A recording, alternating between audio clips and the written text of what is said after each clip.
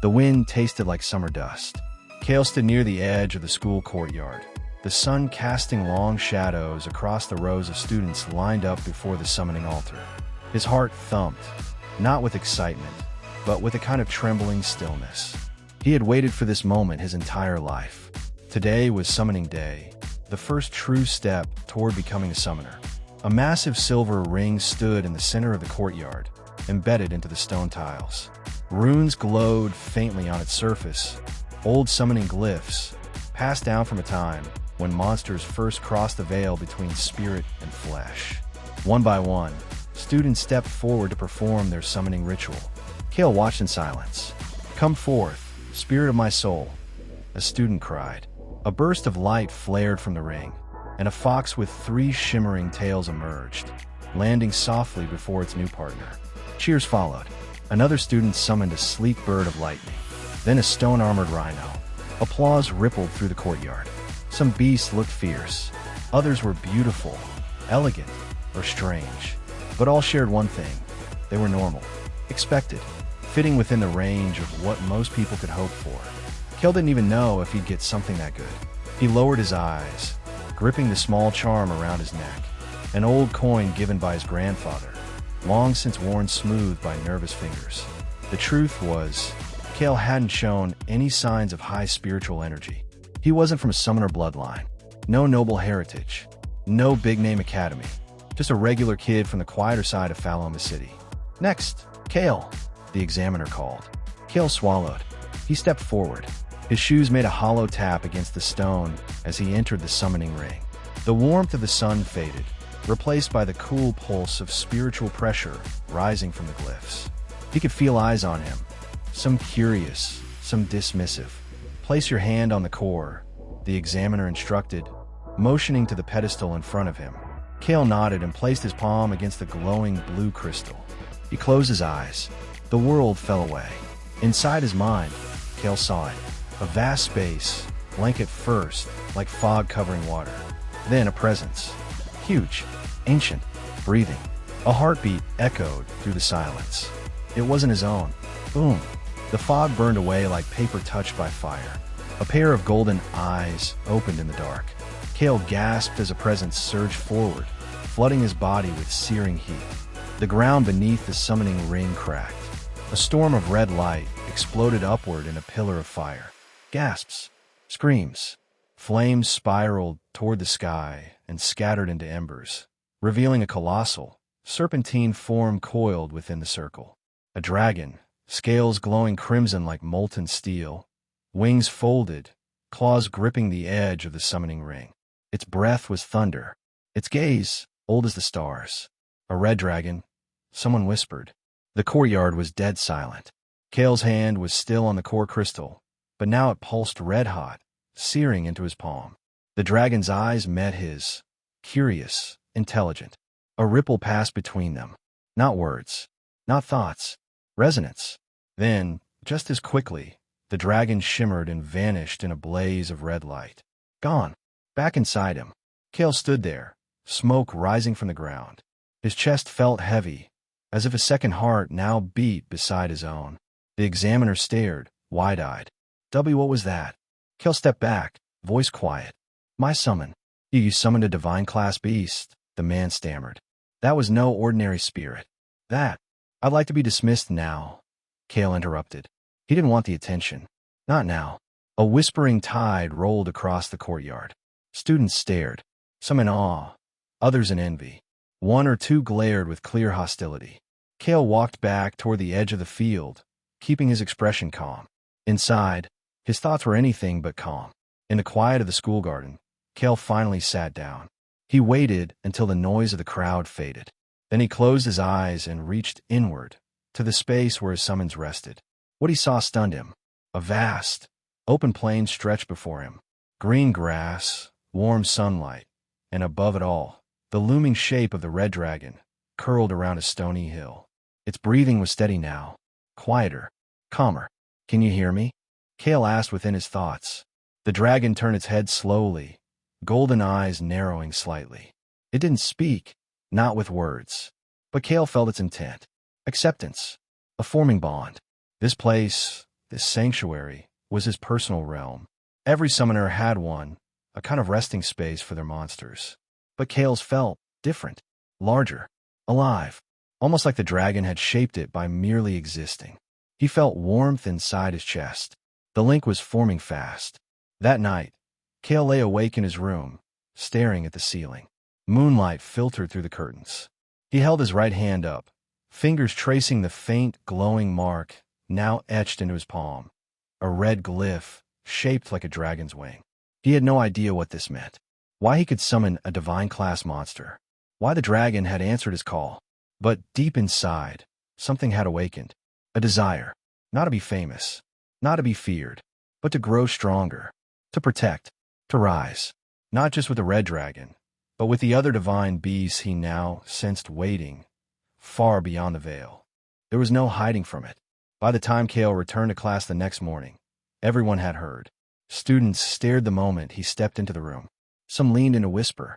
Others turned away too quickly, pretending not to have noticed him at all. The murmurs swirled like smoke. Did you see it? No way, that was a normal summon. A dragon man. Like a real one.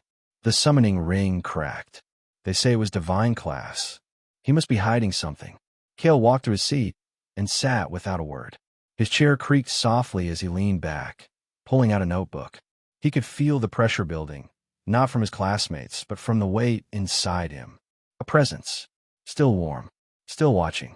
The red dragon was sleeping again in his realm, but its power pulsed beneath Kael's skin like a second heartbeat. He didn't look up when the teacher entered. He didn't need to. The lesson today was pointless. Some minor lecture on summon classifications and standard beast contracts. No one really paid attention. Except Kael. He took notes carefully, as if each word could help him make sense of what had happened. Divine-class monsters weren't supposed to be summonable anymore. The last recorded case had been decades ago, and even then, it was a fluke. Most people assumed divine-class spirits had retreated beyond reach, sealed behind the higher veils of the spirit realm. And yet, Kael had summoned one. Effortlessly. Instinctively. Why? At lunch, he sat alone. Not because he wanted to, but because no one dared approach. Across the courtyard, a group of students huddled together, eyeing him from time to time.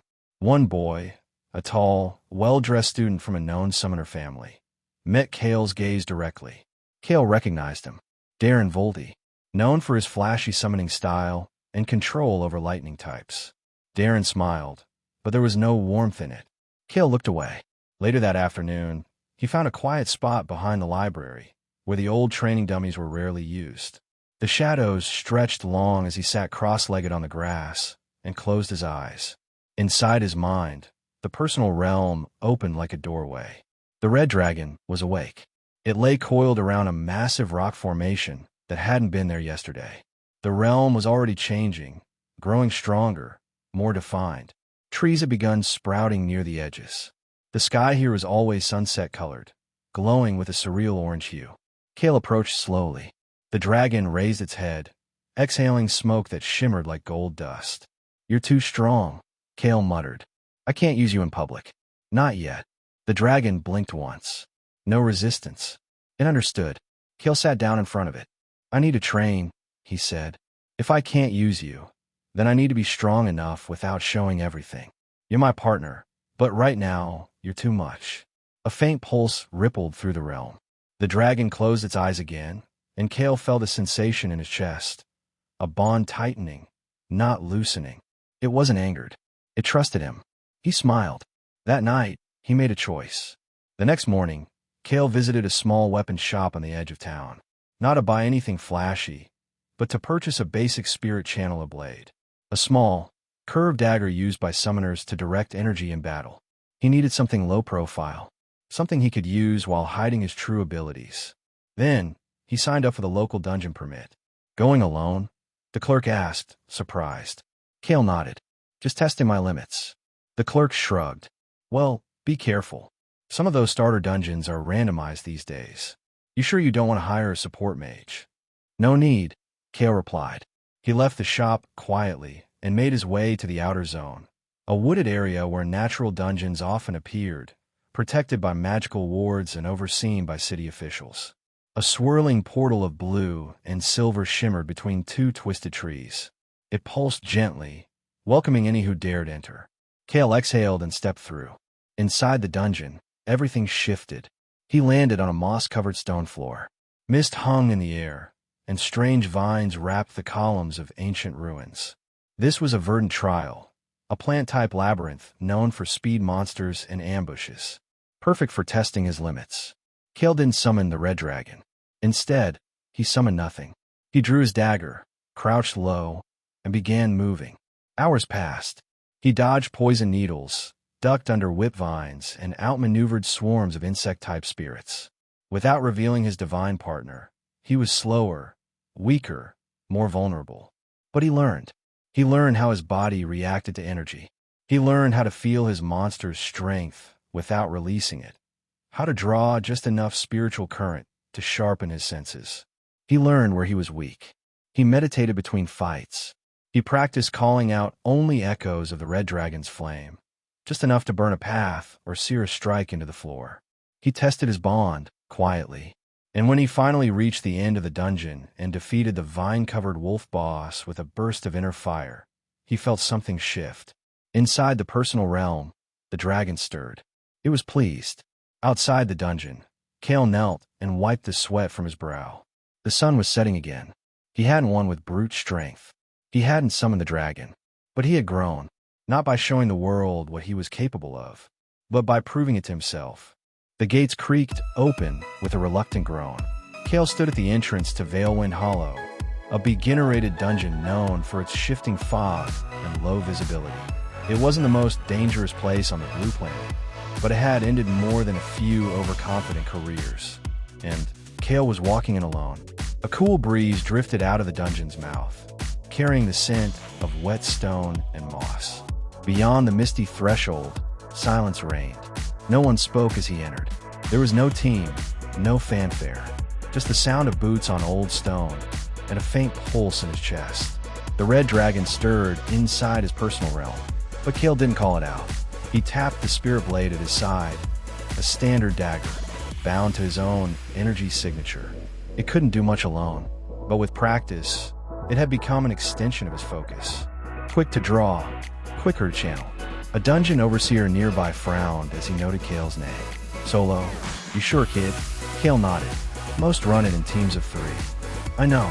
You at least got healing items. Kael held up a pouch. Restoration crystals. Emergency barrier shard. I'm good. The man didn't look convinced, but waved him through anyway. Don't try to be a hero. If it goes bad, there's an exit glyph near the start. Don't hesitate. Kael stepped past him without a word. He didn't plan on running. The dungeon swallowed him whole. Inside, it was like walking through a dream. Trees stretched toward a mist-filled sky, their limbs twisted like claws. Strange vines crawled along old ruins, flickering with bioluminescent spores. Every sound was muffled. Even Kael's own footsteps vanished beneath the hush of fog. He breathed in slowly. He'd studied the dungeon type. Valewind Hollow was categorized as a spirit-dense environment, meaning monsters here didn't rely on brute force. They relied on trickery. Kael drew his blade. The fog stirred. He moved carefully. A faint rustle came from the left. Kael ducked just in time as a wind serpent lunged from behind a tree trunk. Its body was thin and translucent, its wings like tattered cloth. He rolled sideways, barely missing its talons, and slashed upward. The blade met resistance. Then the creature dissolved into mist. Kael spun, narrowing his eyes. An illusion. The real serpent struck from behind. Instinct moved faster than thought. Kael dove forward, twisted mid-roll, and slashed back with a burst of heat-charged spirit energy. The blade shimmered orange as he guided a sliver of the red dragon's flame into the strike. This time it hit. The wind serpent shrieked as its form cracked apart, dissolving into light and fog. Kael exhaled, steadying himself. The fight hadn't lasted more than 10 seconds. But already, his body was burning. Not with pain, but with pressure. Using even a fragment of the dragon's power was like trying to hold fire in his bare hands. The energy didn't respond gently. It surged, alive and impatient. Kael pressed 2 fingers to his temple and slipped momentarily into his personal realm. The dragon was coiled on a ledge, watching him. I'm not ready to let you out, Kael muttered. But I might need your edge. The dragon rumbled. Its tail shifted slightly, curling around a glowing crystal that pulsed with light. Kael felt a ripple, an offer. It would give him more, if he asked. But Kael shook his head. Not yet. Back in the dungeon, Kael pressed forward. Hour by hour, he learned. The dungeon changed with every turn. Rooms twisted into new shapes, forcing him to map the layout in his head. He fought creatures that split into illusions. Packs of whispering birds that tried to confuse his sense of direction.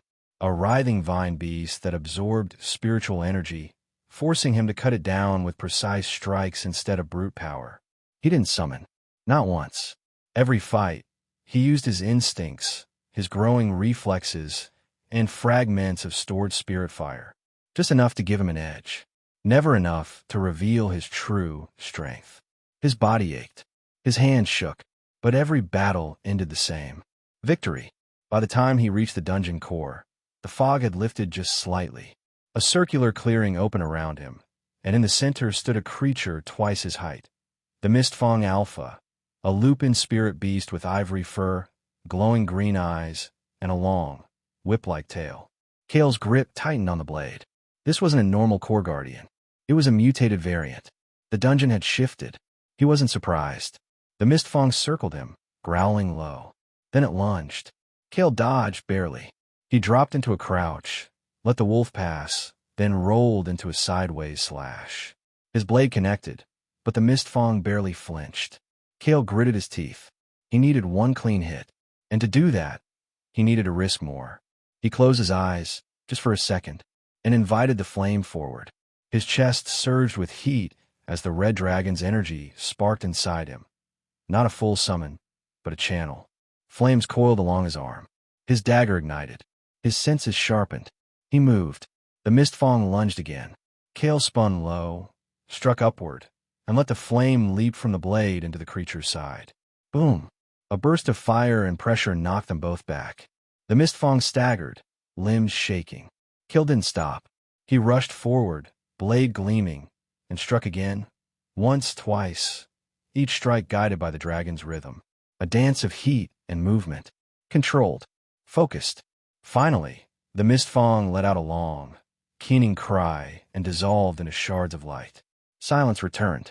Kael fell to one knee, panting. Not from fear, but from growth.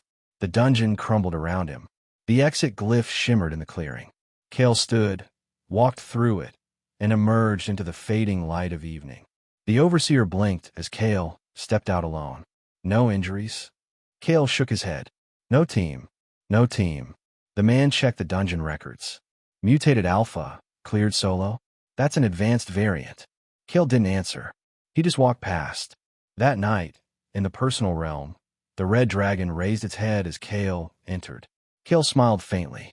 I think I'm starting to keep up. The dragon didn't reply, but it shifted slightly, and behind it, a second hill began forming. The realm was evolving again. Kael squinted up at the dungeon entrance. A dome of sun-scorched stone rose from the cliffs, built into the side of a blackened mountain just outside the city's second district. Glowing red runes marked its curved entryway. Heat rippled from the walls, and even standing near it made Kael's throat feel dry. This wasn't like the misty forest or beginner ruins. This was a fire-type trial zone, and Kael had chosen it. The registry guard, a woman with a sunscarf pulled around her mouth, gave him a skeptical look. Solo clear attempt. Yes. You realize this dungeon's ranked intermediate, right? Most F-class summoners don't attempt it until they have 2 bonded monsters. Kael nodded, quiet. She scanned his ID rune, sighed, and handed back the token. Try not to pass out in there. The heat messes with spiritual flow. If it gets too much, call the exit glyph. Kael thanked her and stepped toward the dungeon's shimmering gate. Flames flickered in the runes as he passed. The world shifted again. This time, the dungeon didn't welcome him. It roared. He landed on blackened stone, surrounded by collapsed walls and rivers of molten rock. Pillars of ash curled into the air. The sky above was painted in violent oranges, like an eternal sunset, a realm shaped by pure heat. Even Kael, with the red dragon's aura deep inside, felt the weight pressing down on him. This is your element, right? he thought. A flicker rippled across his chest. Inside the personal realm, the dragon stirred. Not asleep this time, but watching closely. Then let's see how far I can push. Kael moved forward. The first battle came sooner than expected. A pair of flare apes dropped from the ledges above, their fists crackling with molten sparks. Kael darted sideways, barely avoiding the first swing. Heat blasted across his back, and he bit down hard as he rolled his feet. No hesitation. He'd trained for this. He pulled his blade, and with it, a thread of flame. It wasn't the dragon's full power, not even close, but he could now guide the energy along the blade's edge like a flame dancing on a wick. He struck low. The first ape reeled. The second came barreling in, arms swinging. Kael ducked, stepped into the opening, and slammed his shoulder into its gut. Not a flashy move, but effective. As it stumbled, Kael followed up with a spiral cut, enhanced with a burst of internal flame. He was breathing hard by the time they fell. Already, the heat was building inside his lungs, clinging to his skin. Sweat dripped into his eyes. He closed them briefly and reached inward. The personal realm opened. The red dragon sat atop a charred plateau, a new addition to the domain. Beneath it, lava glowed through cracks in the rock. Even inside the realm, the trial of fire was reshaping things. Kael stood at the edge of the cliff, wiping his brow. "You're not going to help, are you?" A low growl. Not mocking. Testing. Kael chuckled softly. "Right. Not yet." The deeper Kael went, the hotter it became. His vision blurred at times. His knees ached. He drank his last cooling potion after the third chamber, where flame lizards darted between geysers of steam and ash. One nearly caught him off guard. A tail swiped, sending him sliding across hot stone. Pain lanced through his shoulder. He grit his teeth, focused his breathing, and slammed his fist against the ground, channeling the dragon's flame directly into the blade again. The ground split under the force of his strike. One lizard fled. The other wasn't so lucky. Kael stood slowly, panting. His body was starting to feel the cost. He found a brief respite in a small antechamber, a circular room where the air shimmered, but the heat had ebbed slightly. He sat cross-legged and entered the realm once more. The red dragon was gone from its usual perch. Kael scanned the sky, then saw it. The dragon was circling overhead now, wings spread across the red-hued sky of his inner world. Not resting. Watching him. "You're waiting for something," Kael murmured aloud. And in that moment, he understood. It wasn't waiting to be used. It was waiting to see if he'd burn out trying to catch up. Kael clenched his fists. "I'm not done yet." The core chamber loomed ahead, doors of obsidian etched with phoenix wings. As Kael stepped through, the doors sealed shut behind him. A sharp cry echoed from above. The Inferno Talon descended, a fire element spirit beast shaped like a massive hawk, feathers smoldering, eyes like twin furnaces. It didn't wait. It dove, talons first, shrieking flame. Kael ducked, rolled, came up into a blade swing, only to be knocked back by a burst of wind. The beast controlled thermals, lifting itself mid-air again. Kael grit his teeth. If he couldn't ground it, he'd lose. He reached deep, grabbing at the edge of the red dragon's energy. His arm flared with heat, lines of burning red spiraling up from wrist to shoulder. He slammed his foot into the stone, channeled the flame through his spine, and threw his dagger like a spear, fire trailing behind it. The hawk shrieked. Hit mid-dive, it faltered, then fell. Kael ran. He closed the distance before it could rise, and threw himself into a controlled drop, pressing both hands to the beast's feathers. He unleashed a focused wave of fire from both palms, his flame, not the dragon's. He poured in everything, and when the flames finally ebbed, the Inferno Talon lay still, its form turning to ash and light. Kael collapsed beside it, panting hard. His muscles trembled. His hands felt scorched, but inside, he felt lighter, clearer. He'd won, not by summoning, not by hiding, but by growing. Inside the personal realm, the red dragon landed in front of him for the first time in days. It bowed its head slightly. Kael blinked. It wasn't submission. It was recognition. Kael opened his eyes to a red sky, but it wasn't the fire-lit sky of the trial dungeon. It was warmer, calmer. This was the sky of his personal realm, the space within his soul where his summoned beasts rested, trained, and healed. Only now, it looked nothing like it had before. He stood at the edge of a cliff that hadn't existed yesterday. Beneath him, a vast landscape stretched out, no longer just a quiet grass field and single hill, but a tapestry of new terrain.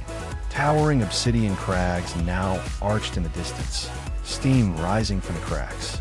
Pools of molten gold bubbled beside hot springs. Trees with red-tinted leaves dotted the valley, their roots pulsing softly with glowing energy. And walking through it all was the red dragon. Its wings were folded, its steps slow, deliberate. It no longer sat in one spot, watching. It moved, living within the realm, not just resting. Kael stepped forward, heart steady. Something about this place was shifting, not just evolving in response to the dragon, but to him. The red dragon turned its golden eyes toward him. Their connection hummed, a low frequency, deep in his chest, a sense of presence, like warm firelight at his back. Kael crouched beside a ridge, watching as the dragon slowly dipped its head to drink from a wide, glowing pool. Something like a mana spring, but thicker, viscous, pure spiritual liquid. "I didn't put that there," Kael muttered. The dragon exhaled softly, smoke rising from its nostrils. Then, without warning, it beat its wings once, just once, and lifted into the sky.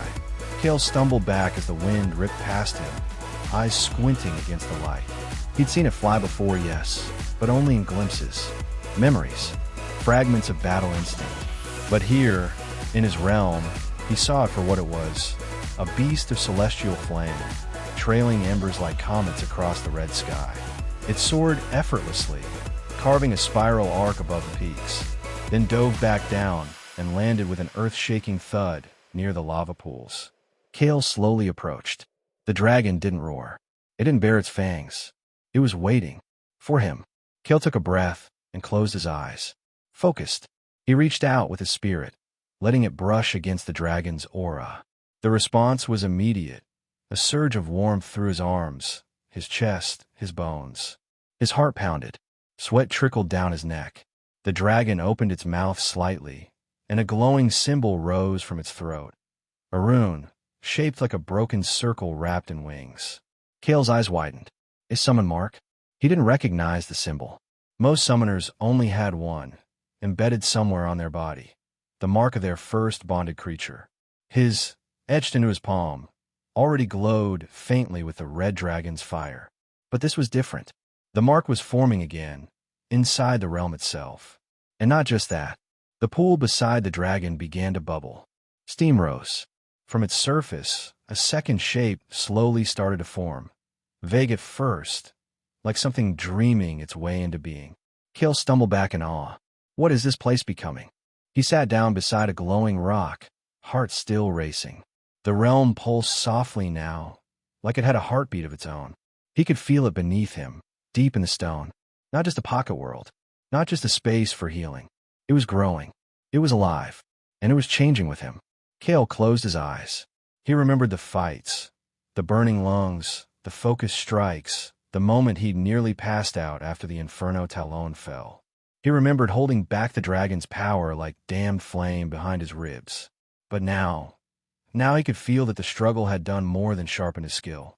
It had shaped this place, refined it. Back in the waking world, Kael opened his eyes. He sat on the rooftop of his family's small apartment. The stars were just beginning to show. The city below buzzed faintly with distant lights and voices. But up here, everything was still. He clenched his hand into a fist and watched the mark on his palm glow softly. "I get it now," he whispered.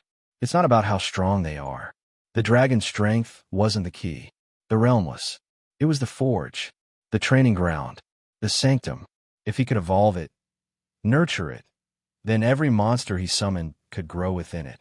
That was his talent. Not just summoning divine beasts, but giving them a place to thrive. A knock came from below, his mother calling him in for dinner. Kael stood slowly, brushing off his pants. He walked down, calm, a faint smile on his lips. Tomorrow, he'd train again. But not just for strength. He would begin shaping his realm, learning how to evolve it, room by room, terrain by terrain. The dragon had given him power. Now it was his turn to return the favor. The days that followed were quiet. Not peaceful, Kael wouldn't call what he was doing peaceful, but quiet, yes. Focused, measured.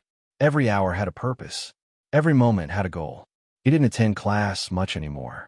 Not because he was skipping, but because he was building something else. Himself.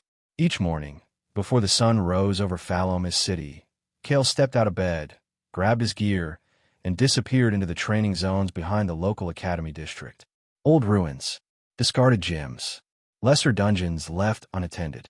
They became his playground and his proving ground. 7 a.m. Kael sparred with illusions of monsters, practicing blade forms until his muscles trembled.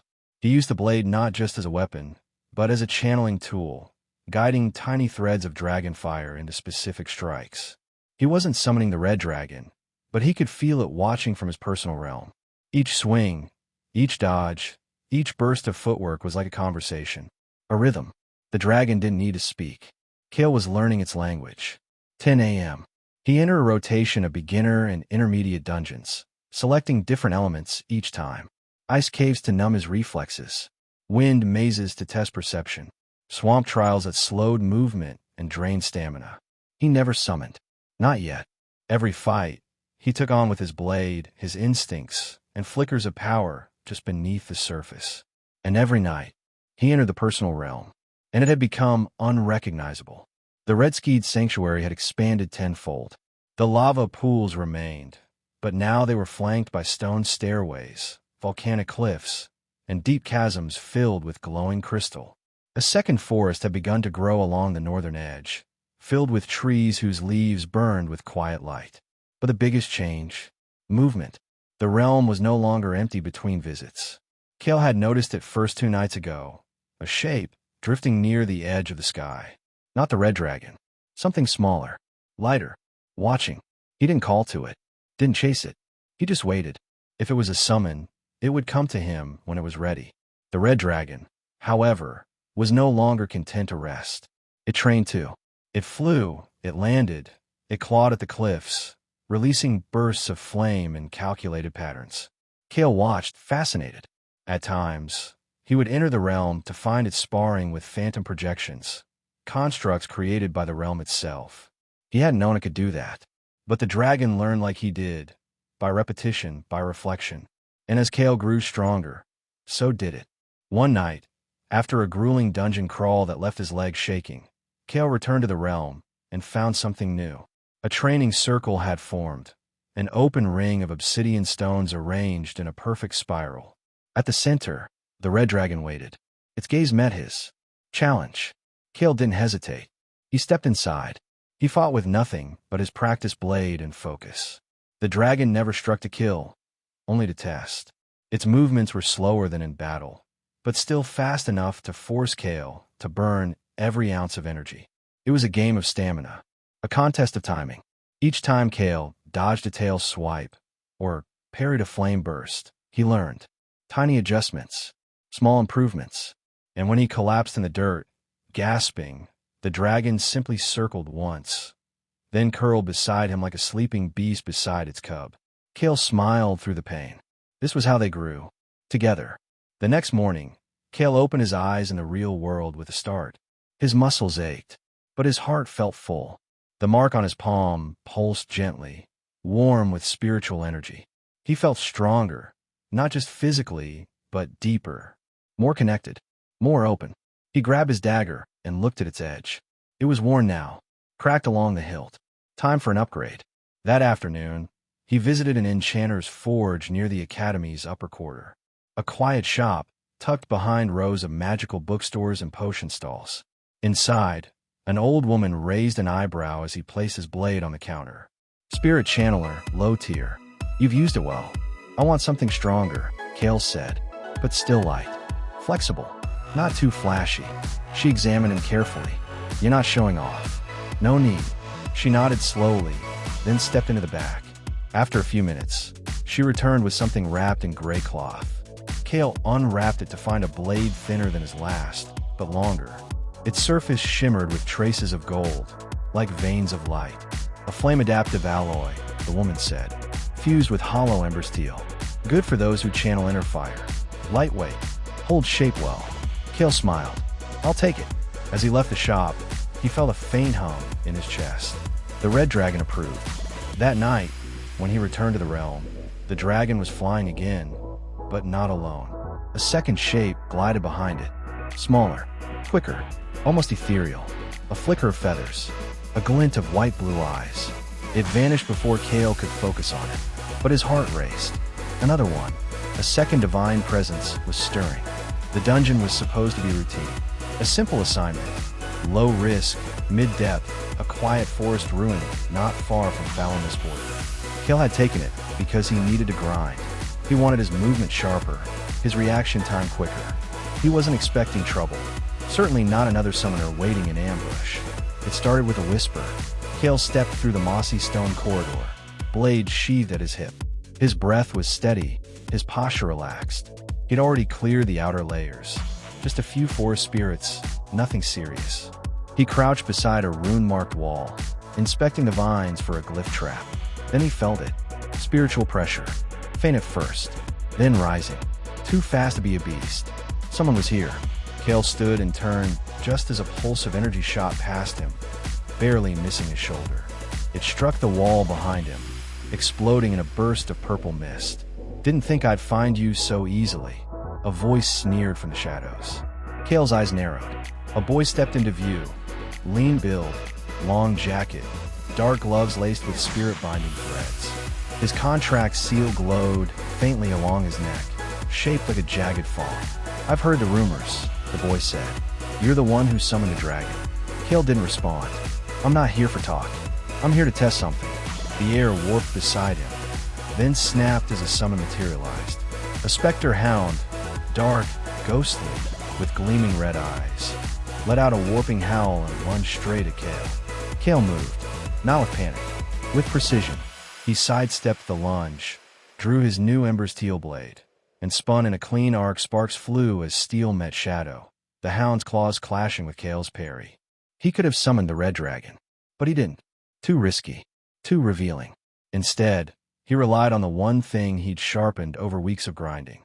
His own body. The boy smirked. "Not summoning. Shame. I was hoping for a good show." Kael didn't answer. He dropped low and slid beneath the next swing, slicing across the hound's flank. It hissed, staggered, but recovered quickly. Its form morphed, splitting into 3 shifting copies. Illusions. Kael exhaled. He closed his eyes for half a breath, and felt it. The faintest thread of heat running through his chest. The red dragon's presence. His anchor. He guided that thread into his blade, just enough to ignite the edge with a whisper of flame. When he opened his eyes, he moved without thinking. One step, one arc, one clean cut. 2 of the illusions shattered instantly. The third reeled backward. Kael followed, closing the gap. The enemy summoner's eyes widened. He hadn't expected Kael to push in. Kael struck once, twice, forcing him to retreat. The boy gritted his teeth and raised his palm. Enough games. A second summon mark flared across his hand. A stone wyrm emerged. Heavy, armored, its body plated with jagged rock. It roared and slammed the ground, sending cracks through the dungeon floor. The wall shuddered. Too unstable. Kael backed away, analyzing quickly. The specter hound was injured, but still functional. The stone wyrm was fresh, but slow. If he got pinned, he'd be finished. He considered his options. He could call the red dragon. One blast of divine flame would end this. But, no, not here. Not yet. He shifted his stance. Then something changed. The ground to Kael's left cracked open, but not from the battle. Something emerged, a shape not bound by either summoner. A beast of rotting roots and molten bark crawled through the stone, snarling with a twisted jaw. Kael's eyes widened. That's not part of the dungeon roster. The other summoner stepped back. What the hell is that? Kael didn't answer. He knew. A wild summon had breached the dungeon's outer layer. It happened sometimes, rarely. Monsters not tied to the instance creeping in from overlapping spiritual zones. But this one, it pulsed with corrupted energy. Twisted. Wrong. Kael acted on instinct. He dashed forward, not toward the creature, but between it and the enemy's summoner. The boy stared. You're protecting me? Kael gritted his teeth. This thing isn't targeting you. It's targeting both of us. The beast lunged. Kael pulled from deep within. Now, just enough. A flicker of divine flame spiraled up his arm, just enough to shatter the beast's first strike. The corrupted bark split. The creature howled. Kael moved again, guiding his breath, his energy, his focus. 3 more slashes. 1 burst of spirit heat. Then, he plunged the blade into its core. The creature screamed, then collapsed, dissolving into shards of corrupted light. Silence fell. Kael stood still, blade smoking, chest heaving. The other summoner stared, wide-eyed. What was that? Kael wiped his blade and turned to leave. You should report the breach, he said. But that fire, was that the dragons? Kael paused, then answered quietly. No. Outside, Kael sat beneath a stone arch, letting the wind cool his face. Inside the personal realm, the red dragon curled beside the lava pool, watching. Kael joined it in silence, not as a summoner commanding a beast, but as a fighter recovering beside a companion. They didn't speak. They didn't need to. Kael felt it before he saw it. The moment the corrupted beast's spiritual shards dissolved, something shifted inside him. Not violently, just a slow, steady pressure building in his chest, like a tide rising against stone. It wasn't just fatigue. It was energy. Deep, pure spiritual energy flowing into his core. Then the pulse hit. Boom. Kael staggered as the world tilted slightly. His vision blurred. A whisper of light flickered behind his eyes, and then, clarity. Level up achieved. Spiritual rank. F3, F2. Summoner core expanded. Realm resonance increased. Divine trait slot unlocked. Kael gasped and fell to one knee, gripping his chest. Not from pain, but from the sheer intensity of it. So this is what it felt like. Not just growing stronger in a dungeon, but advancing as a summoner. When he opened his eyes again, the corrupted zone was quiet. The air felt thinner, but stable. He stood, brushed the dirt from his cloak, and made his way back through the dungeon's collapsed corridors. His blade hummed faintly with residual heat, a reminder of how close he'd come to summoning the dragon fully. But he hadn't, and that mattered. He'd won on the edge of restraint. Back at his apartment, Kael barely spoke to his mother, just offered a tired smile and waved off dinner. He closed his door gently behind him and collapsed into bed, clothes still dusty from the fight. And then, he closed his eyes. The personal realm welcomed him with an explosion of light. The sky was no longer just red. Now, streaks of gold raced across the clouds. The lava pools shimmered with new reflections. And at the center of it all, the red dragon waited. But this time, it wasn't alone. A second shape floated near the edge of the obsidian cliffs. The wing blur, now clearer. A divine falcon, smaller than the dragon, sleeker in form. Its body shone silver blue, with wind-threaded feathers and a sharp, intelligent gaze. Its wings beat slowly, steady, holding it aloft without effort. Kael's breath caught. You're real. It cocked its head. Then, without a sound, it glided toward the red dragon and landed beside it. The moment they touched, claw to claw, something changed in the air. A glyph appeared above Kael's head, spinning, glowing. Then, fusion trait detected. Compatibility level 1 reached. Initiate divine synergy. Kael blinked. What? He reached out, mentally accepting the prompt. The realm pulsed. A ribbon of wind curled around the dragon's flames. The two elements spiraled together briefly, flame and wind, then separated again. But something stayed. A spark. Fusion trait gained. Galeburn. Light wind intensifies fire-based attacks. Passive effect applied to red dragon. Fusion depth, 2%. Realm stability, balanced. Kael stared in awe. He could fuse them, not into one monster, but into traits, abilities, synergies. The falcon's agility. The dragon's heat. He wasn't just training them. He was evolving their bond through the realm. Later, as he stood atop a ledge within the realm, he looked down at both monsters. The red dragon sat, wings tucked. The divine falcon hovered nearby, quiet but alert. They weren't hostile, not even territorial. They seemed curious, comfortable, as if they were learning from each other, just like he was learning from them. Kael smiled. This place, it's not just a resting space anymore. The realm shifted gently beneath his feet. It was something else now. A crucible.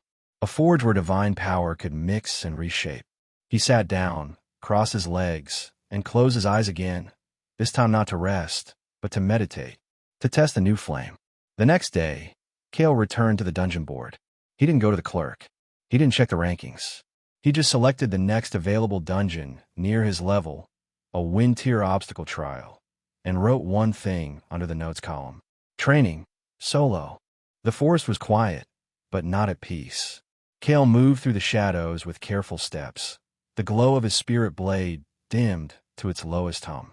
Moonlight filtered through the branches overhead, pale and silver, casting long lines across the narrow path. He wasn't here to fight tonight. He was here to watch. The dungeon was stable, classified as a Tier 2 rotational zone, mostly used for group training and partner assessments. Kael had cleared it twice before, but this time, he wasn't going in officially. He was observing. Rumors had begun circulating in the Academy forums. Talk of wild summon break-ins, corrupted creatures, and dungeon shifts happening more frequently. Kael wanted to see it for himself, and something about tonight felt off.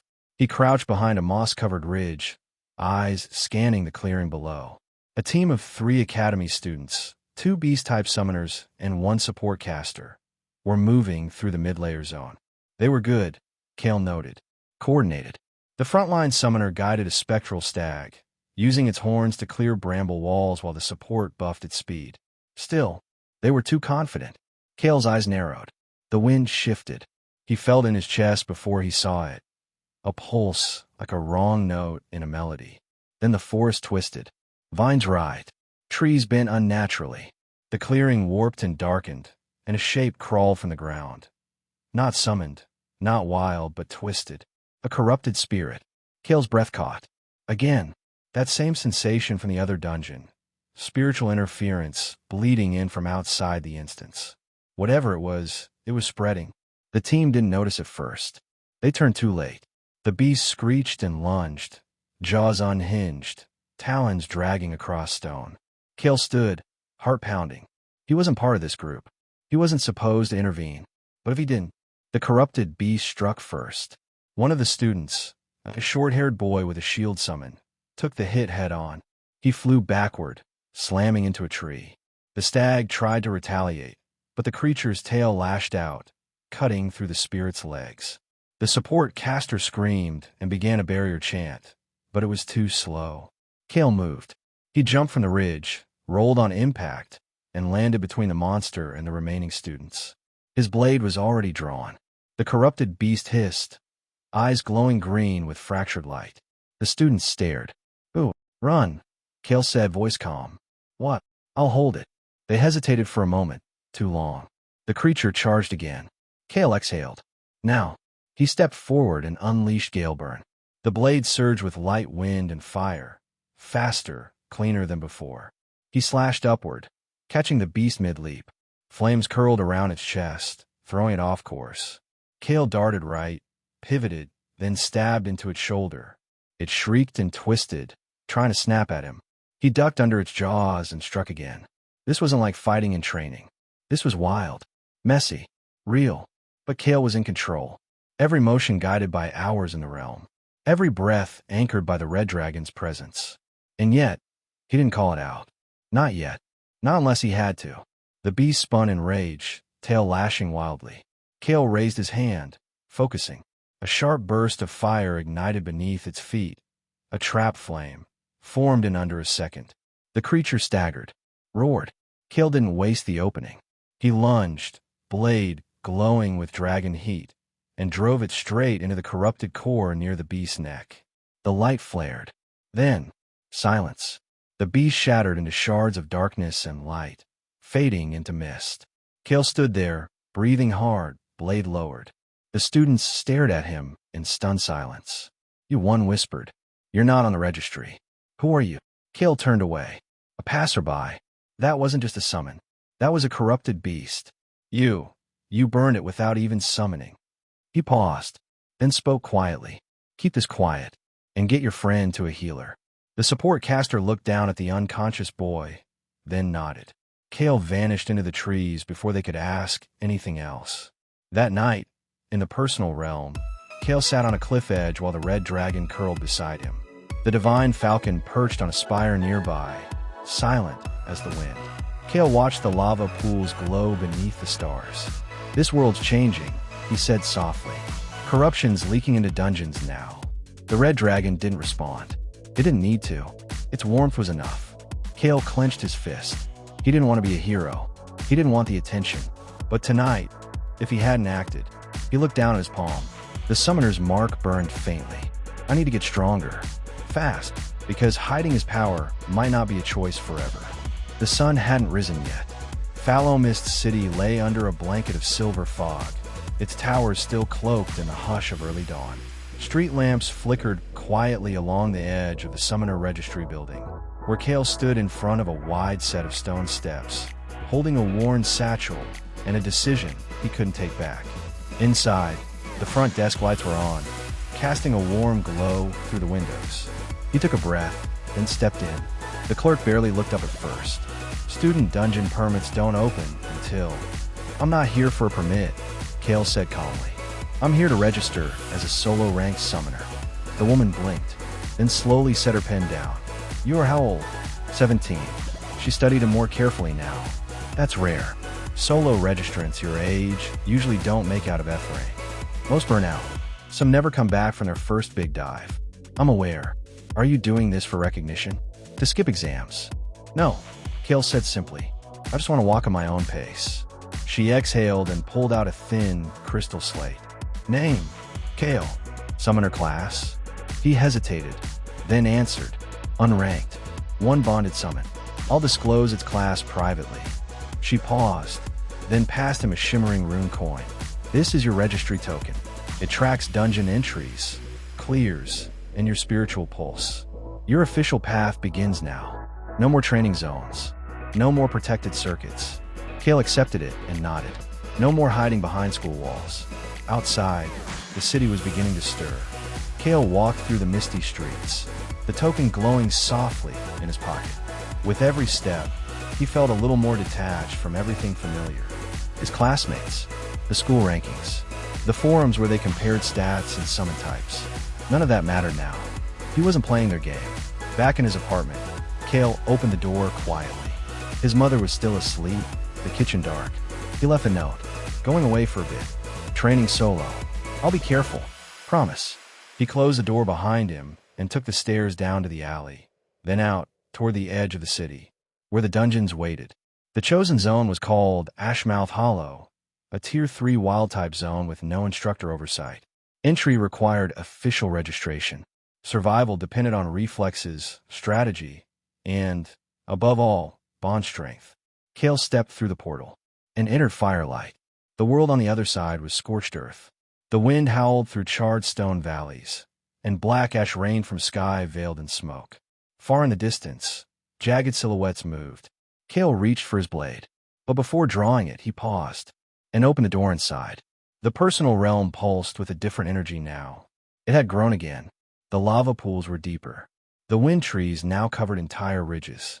And along the eastern cliff, a new cave had formed, dark, humming with spiritual vibration. Inside it, something stirred. Kael didn't approach. Not yet. Instead, he stood in the open clearing between the divine falcon's perch and the red dragon's lava nest. They both looked up as he entered. "I registered," he said aloud. "Solo." The dragon blinked slowly, approving. The falcon ruffled its wings, silent. Kael stepped forward. He wasn't here to train this time. He was here to fight. "Help me push past my limit." The dragon stood. The falcon rose, and the realm shifted. They didn't attack him. Not all at once. The dragon circled overhead, releasing waves of pressure that pressed Kael to his knees. The falcon darted low, forcing him to react, dodge, redirect. Kael moved like a flame in the wind, fluid, grounded, efficient. No wasted energy. Each movement sharpened by hours of repetition, each breath timed with spiritual flow. And then, the dragon descended. Kael didn't retreat. He ran toward it. A memory flashed of standing in the summoning ring, fire all around him, when this bond first began. Now he stood with it, not beneath it. He leapt, blade ignited with gale burn, and clashed against the dragon's claw. not as an enemy, but as a partner refining steel through fire. The moment hung there, frozen, glowing, then faded. Later, Kael stood alone on a cliff within the realm, breathing hard. His blade steamed. His legs trembled, but he stood tall. Behind him, the dragon landed and curled beside the glowing pool. The falcon perched nearby, head tilted. Kael smiled. "This is it," he said softly. "The path I've chosen. No teammates. No spotlights. Just the grind, the battles, and the bond." The wind was colder now. Kael stood on the summit of a mossy ridge, just outside Ashmouth Hollow, watching the horizon burn orange with the rising sun. His breath steamed in the morning chill, and the dungeon portal behind him flickered, closing for the day. He hadn't slept much. Not with the red dragon, still testing him in the realm. Not with the divine falcon beginning to stir between dusk and dawn like it had something to say, but no voice to say it. Kael adjusted the strap of his satchel and turned toward the city road. He had only taken 10 steps before someone blocked his path. "Kael Falomist," the man asked. He was older, maybe mid-20s, with a slim coat bearing the Oriole University seal. His posture was military clean, but his tone casual. Kael stopped. "That's me." The man reached into his coat and pulled out a small scroll. "You've been recommended for the Regional Summoning Proficiency Exams. Tier 2. Sponsored seat." Kael raised an eyebrow. "I didn't apply." "You didn't have to." The man smiled. "Someone noticed your solo clear streaks." Kael didn't answer. He took the scroll and cracked the wax seal. Inside was a list of entry benefits. Full access to the Regional Examination Dungeon, observation by summoning guilds, and, at the bottom, a unique line. Qualifying finalists will be permitted to attempt a second summon from the Veil Pools. His breath caught. That wasn't normal. Veil Pools were usually reserved for elite academy initiates. They were raw, spiritual wells, places where rare and divine spirits lingered, waiting to be called. Most never saw one their entire career. He looked up at the man. "What? Honestly? No idea. I just deliver these." Kael studied the scroll again. His heart was steady, but his thoughts buzzed like static. Someone was watching him. Later that evening, Kael sat on the rooftop of an old observation tower, just beyond the city. The stars above blinked between drifting clouds. He let the wind tug at his sleeves as he gazed upward, replaying the message over and over. A chance to summon again. Another divine monster. Another bond. And not just any bond. One drawn directly from the veil. But who had recommended him? No one in his school would. He hadn't told anyone about the corrupted beasts. He'd kept his victories low profile. His public registry listed one summon. Nothing more. Unless. He glanced down at the glowing mark on his palm. The red dragon stirred faintly in his chest, still and quiet, but present. "You think this is a trap?" he asked aloud. The wind didn't answer, but the dragon didn't recoil either. Kael stood and looked toward the east, where the capital city of Zephyrah glittered faintly on the horizon. That was where the regional exam would be held. That was where the Veil Pools waited. The next day, Kael packed lightly, travel cloak, his new blade, and a few binding tokens stored in a small leather case. The divine falcon's spiritual signature hovered more steadily now in his realm, resting, stabilizing. He couldn't summon it yet, but soon. The train to Zephyrah took 5 hours. Kael spent most of the ride in silence, watching forests blur into plains, and plains fade into silver-roofed towns. The other travelers avoided him. His summoner's mark was faintly visible now, glowing with a light most casual users didn't carry. They could feel it, even if they didn't understand it. Power has weight, and Kael had it. When the train hissed to a stop in Zephyrah's outer station, Kael stepped off into the crisp air and followed the path toward the Summoner's Coliseum, a vast, tiered arena built beside the cliffs, surrounded by marble towers and floating platforms.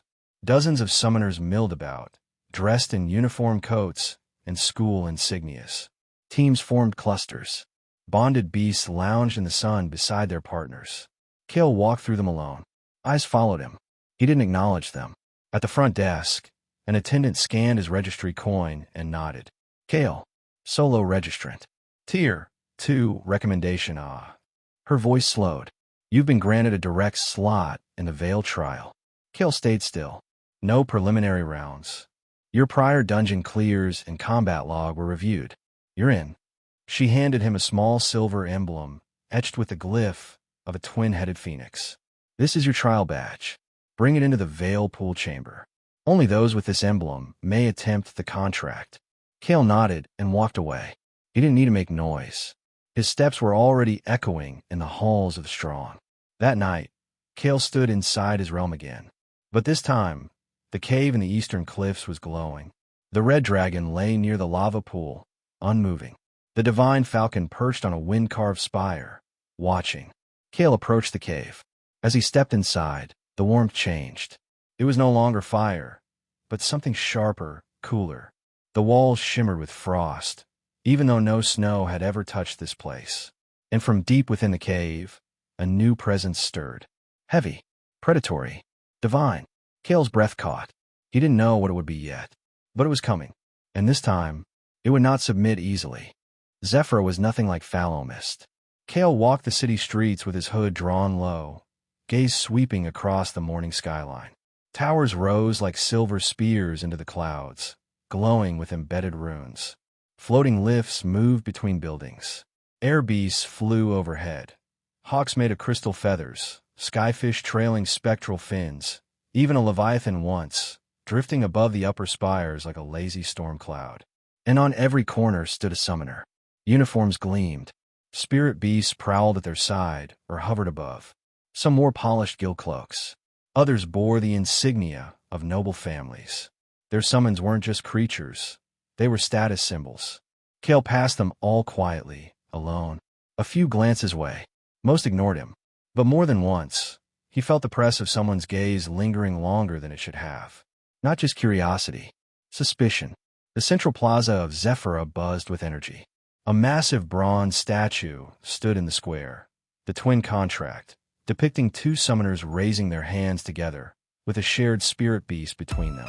Around its base, food vendors, summoner gear shops, and beast grooming stalls created a maze of noise and color. Kael weaved through the crowd, scanning quietly. He wasn't here to shop. He was here to learn.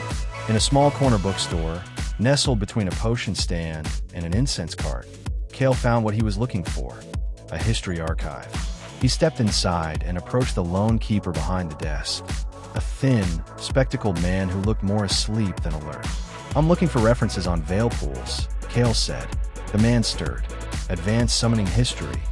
You from the university? No. The man adjusted his glasses. Then why are you interested? I have a badge. The man's eyebrows lifted.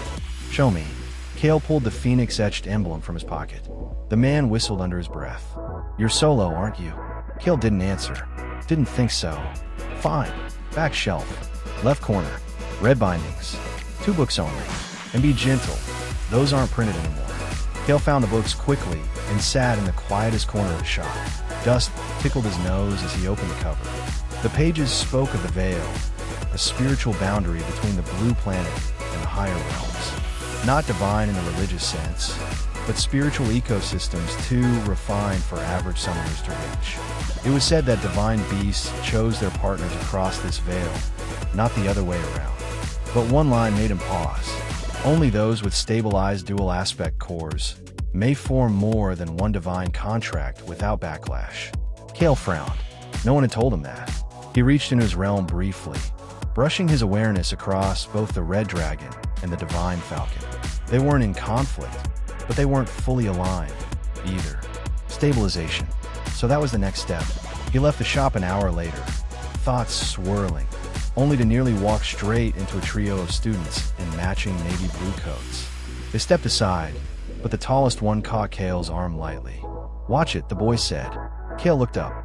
The student was a head taller, hair slicked back, with a silver fong-shaped ring on his finger and 2 summons trailing behind him.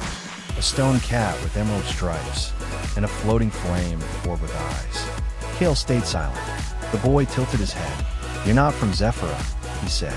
No school crest, no partner, but you've got spiritual pressure like a forged ember. Kael shrugged. Just passing through. The boy didn't smile. Careful. This city chews up lone wolves. You step into the veil pools unready, and you'll come back broken. If you come back at all. Kael met his eyes. Then I won't come back unready. The boy let go of his arm and walked on, summons trailing behind. Kael exhaled. So much for anonymity. Later that night, Kael returned to his rented room in a quiet district near the East Gardens. The window overlooked a shallow pond where moon lotus flowers drifted like pale ghosts. He sat on the floor and entered his realm. It was raining. Not real rain, realm rain. Light, golden droplets that shimmered as they fell, sinking into the obsidian rock like starlight. The red dragon lay still, wings spread wide beneath the drizzle. Its breathing was calm. The divine falcon perched silently on a spire, letting the drops bead across its feathers. But the cave in the cliffs was pulsing. The presence inside it had grown restless. Kael approached. This time, when he crossed the threshold, the frost on the walls reached for his skin. Not to hurt, just to test. A voice stirred in his chest. Not words. A challenge. Not all summons accepted you because you reached out first. Some waited for you to prove yourself worthy. Kael stepped deeper into the cold and whispered, "I'm ready."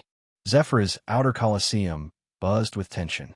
Students, guild observers, and instructors filled the viewing platforms, their voices blending into a hum of curiosity, gossip, and low-grade spiritual pressure.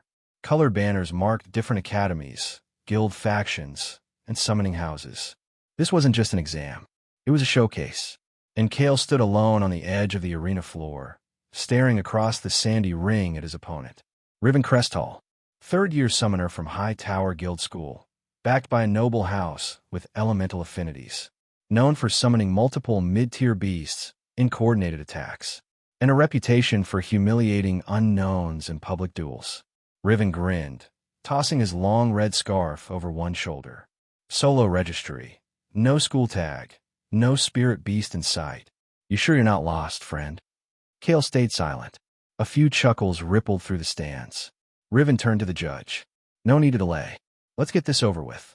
The judge, an older summoner in a golden vest, raised his staff. Standard regional duel protocol. No lethal strikes. Summons capped to tier 2 contracts. External interference forbidden. Begin on my signal.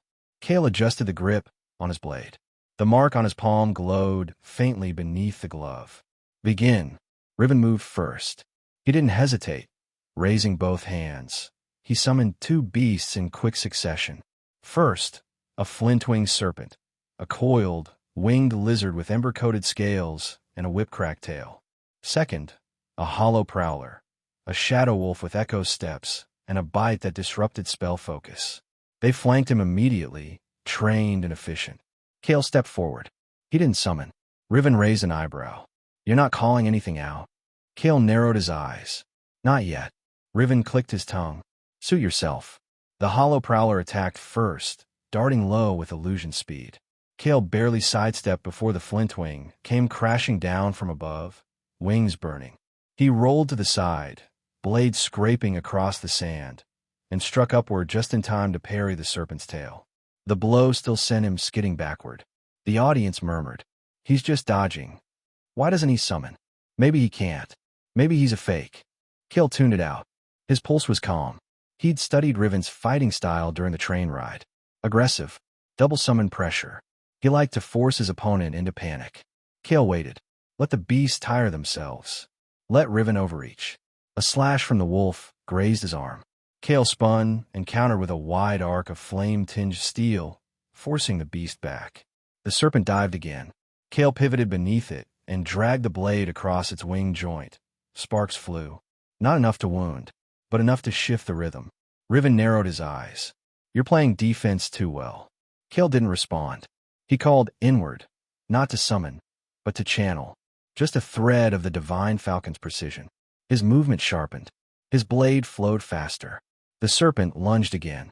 Kael slid under its shadow, struck upward, and caught its underbelly. The creature screeched and recoiled midair. One down. He pivoted as the hollow prowler came in fast. This time, Kael didn't retreat. He stepped into the strike and slammed his blade hilt first into its ribs, then spun behind it and pressed the edge to its throat. The crowd fell silent. The wolf vanished in a shimmer.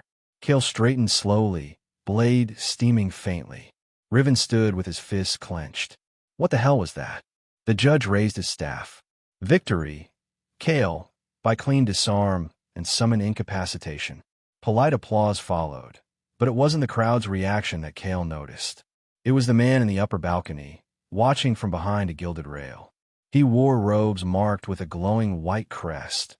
Oriole University, the most prestigious summoning institution on the blue planet. And he wasn't smiling. He was studying. After the match, Kael walked alone through the stone halls beneath the Colosseum. His arm still stung from the wolf's bite, but the injury was light. He turned a corner and found someone waiting for him. Not Riven, not Staff. A girl. Short hair, slate gray uniform, quiet expression. "I saw your fight," she said. Kael tilted his head. "You hid your strength," she said, deliberately. Kael didn't respond. She stepped forward, voice softer now. "There's a veil pool trial in 2 days. You'll be called into it." He blinked. "You're an examiner?" "No, just another summoned partner waiting her turn." She smiled faintly. "Good luck." She turned and vanished into the torchlit corridors. Kael stood still for a moment, then walked on. That night, back in the personal realm, the rain had stopped. The red dragon slept under the stars, coiled in flame. The divine falcon circled above. And in the frost cave, the presence stirred again. Only this time, it spoke. Not in words, in feeling. A test was coming, and Kael would either be chosen or broken. Kael didn't remember falling asleep, but he woke with the feeling that something had changed. The air in Zephyr smelled different this morning, fresher, but also heavier, as though the wind itself had started watching him. His senses, sharpened through weeks of dungeon trial and inner meditation, picked up the shift before his mind did. He sat up slowly, blinked the sleep from his eyes, and found a letter waiting on the small table near the window. No knock, no messenger, just the seal, a twin phoenix crest, faintly glowing with spiritual ink. He opened it in silence. To Kael Phalomist, "You are hereby invited to the Prevail Induction Seminar, held at the Inner Athenaeum of Zephyr's East Spire. Attendance is not mandatory, but understanding what awaits you is. V. No signature, just a single initial." Kael folded the letter and stood. The East Spire rose like a blade through cloud light, wrapped in spiraling glyphs that pulsed with soft, ancient magic. At its base, guards in white cloaks waved him through without a word. He entered a narrow lift chamber, stepped onto the floating sigil, and let the magic carry him upward, higher and higher, until silence swallowed the city below. The Inner Athenaeum was a circular room made of glass and stone, ringed with faintly levitating books, silent candles, and floating tablets etched with runes. Only 6 others sat inside, scattered across the benches. Some were students, some older, but all wore the same unreadable expression. Kael sat quietly, 3rd row. He could feel the hum of spiritual contracts in the air, dense, old, and heavy. Someone had summoned ancient beasts here before, and not all of them had come back the same. A tall figure stepped forward from the shadows behind the central dais. Not a teacher. Not quite. He wore a long gray coat, open at the collar, and thin gloves lined with summoner threads. His eyes were pale, like someone who had seen too far past the veil and couldn't forget what waited there. Professor Velan. Kael recognized the name from whispers. A summoner who once held 3 divine contracts. And lived. Barely. Velan scanned the room with a slow gaze. "So," he said softly, "you've been chosen." No one answered. He smirked. "That's the thing about the veil. You don't choose it. It chooses you." He stepped forward, boots quiet on stone. "You're all here because the pools have responded to your spiritual cores. That's rare. Most summoners can only connect with a single divine thread in their lives." He turned toward Kael briefly, then looked away. But when someone holds a second, it creates a rupture. The room tensed. Velan raised one hand. Not always visible, not even dangerous at first. But summoners with multiple divine bonds begin to change. Not just in strength, not just in realm evolution. He tapped the side of his head. "In mind. In will." Kael's breath slowed. Velan's eyes flicked toward him. "You felt it, haven't you?" Kael didn't respond. Didn't have to. The silence answered for him. Velan walked slowly along the arc of the room. "Your personal realm will begin shaping itself in ways you didn't plan. Beasts may appear without your call. Traits may blend. Time may flow differently. The deeper the bonds, the thinner the veil." He paused at a floating stone and waved his hand across it. A projection shimmered to life, a void between stars, with pulses of golden and blue light drifting through it. "This is where your second contract will be forged," he said. "The Veil Pools do not offer beasts. They offer choices. Power, yes, but also weight." The image shifted. A summoner stood between two beasts, one glowing with flame, one with frost. When he stepped toward the frost, the flame turned away. Permanently. Villain looked back at them. "You may not get a second chance. And if you overreach..." The image darkened. A third projection formed, a summoner with two monsters beside him, and shadows leaking from his back. Some bonds rot if mishandled. Kael felt the mark on his palm pulse gently. Not in warning, but in recognition. The red dragon understood. The divine falcon, too. He was already halfway through the path. He just hadn't looked down yet. Villain closed the lecture with a quiet warning.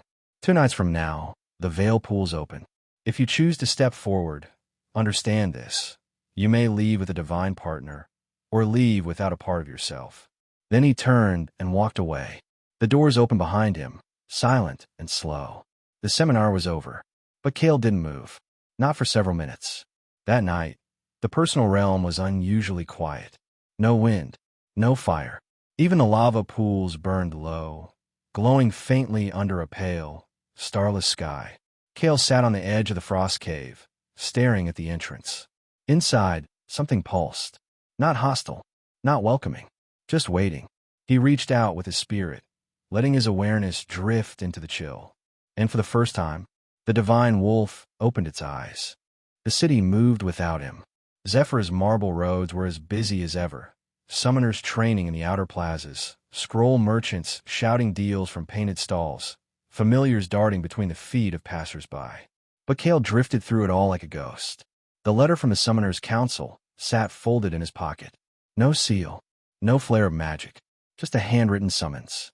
Report for record review, one-on-one evaluation. Time today. Location, East Wing, Pact Enforcement Office. It didn't feel like an invitation. It felt like a warning. Kael didn't go straight there.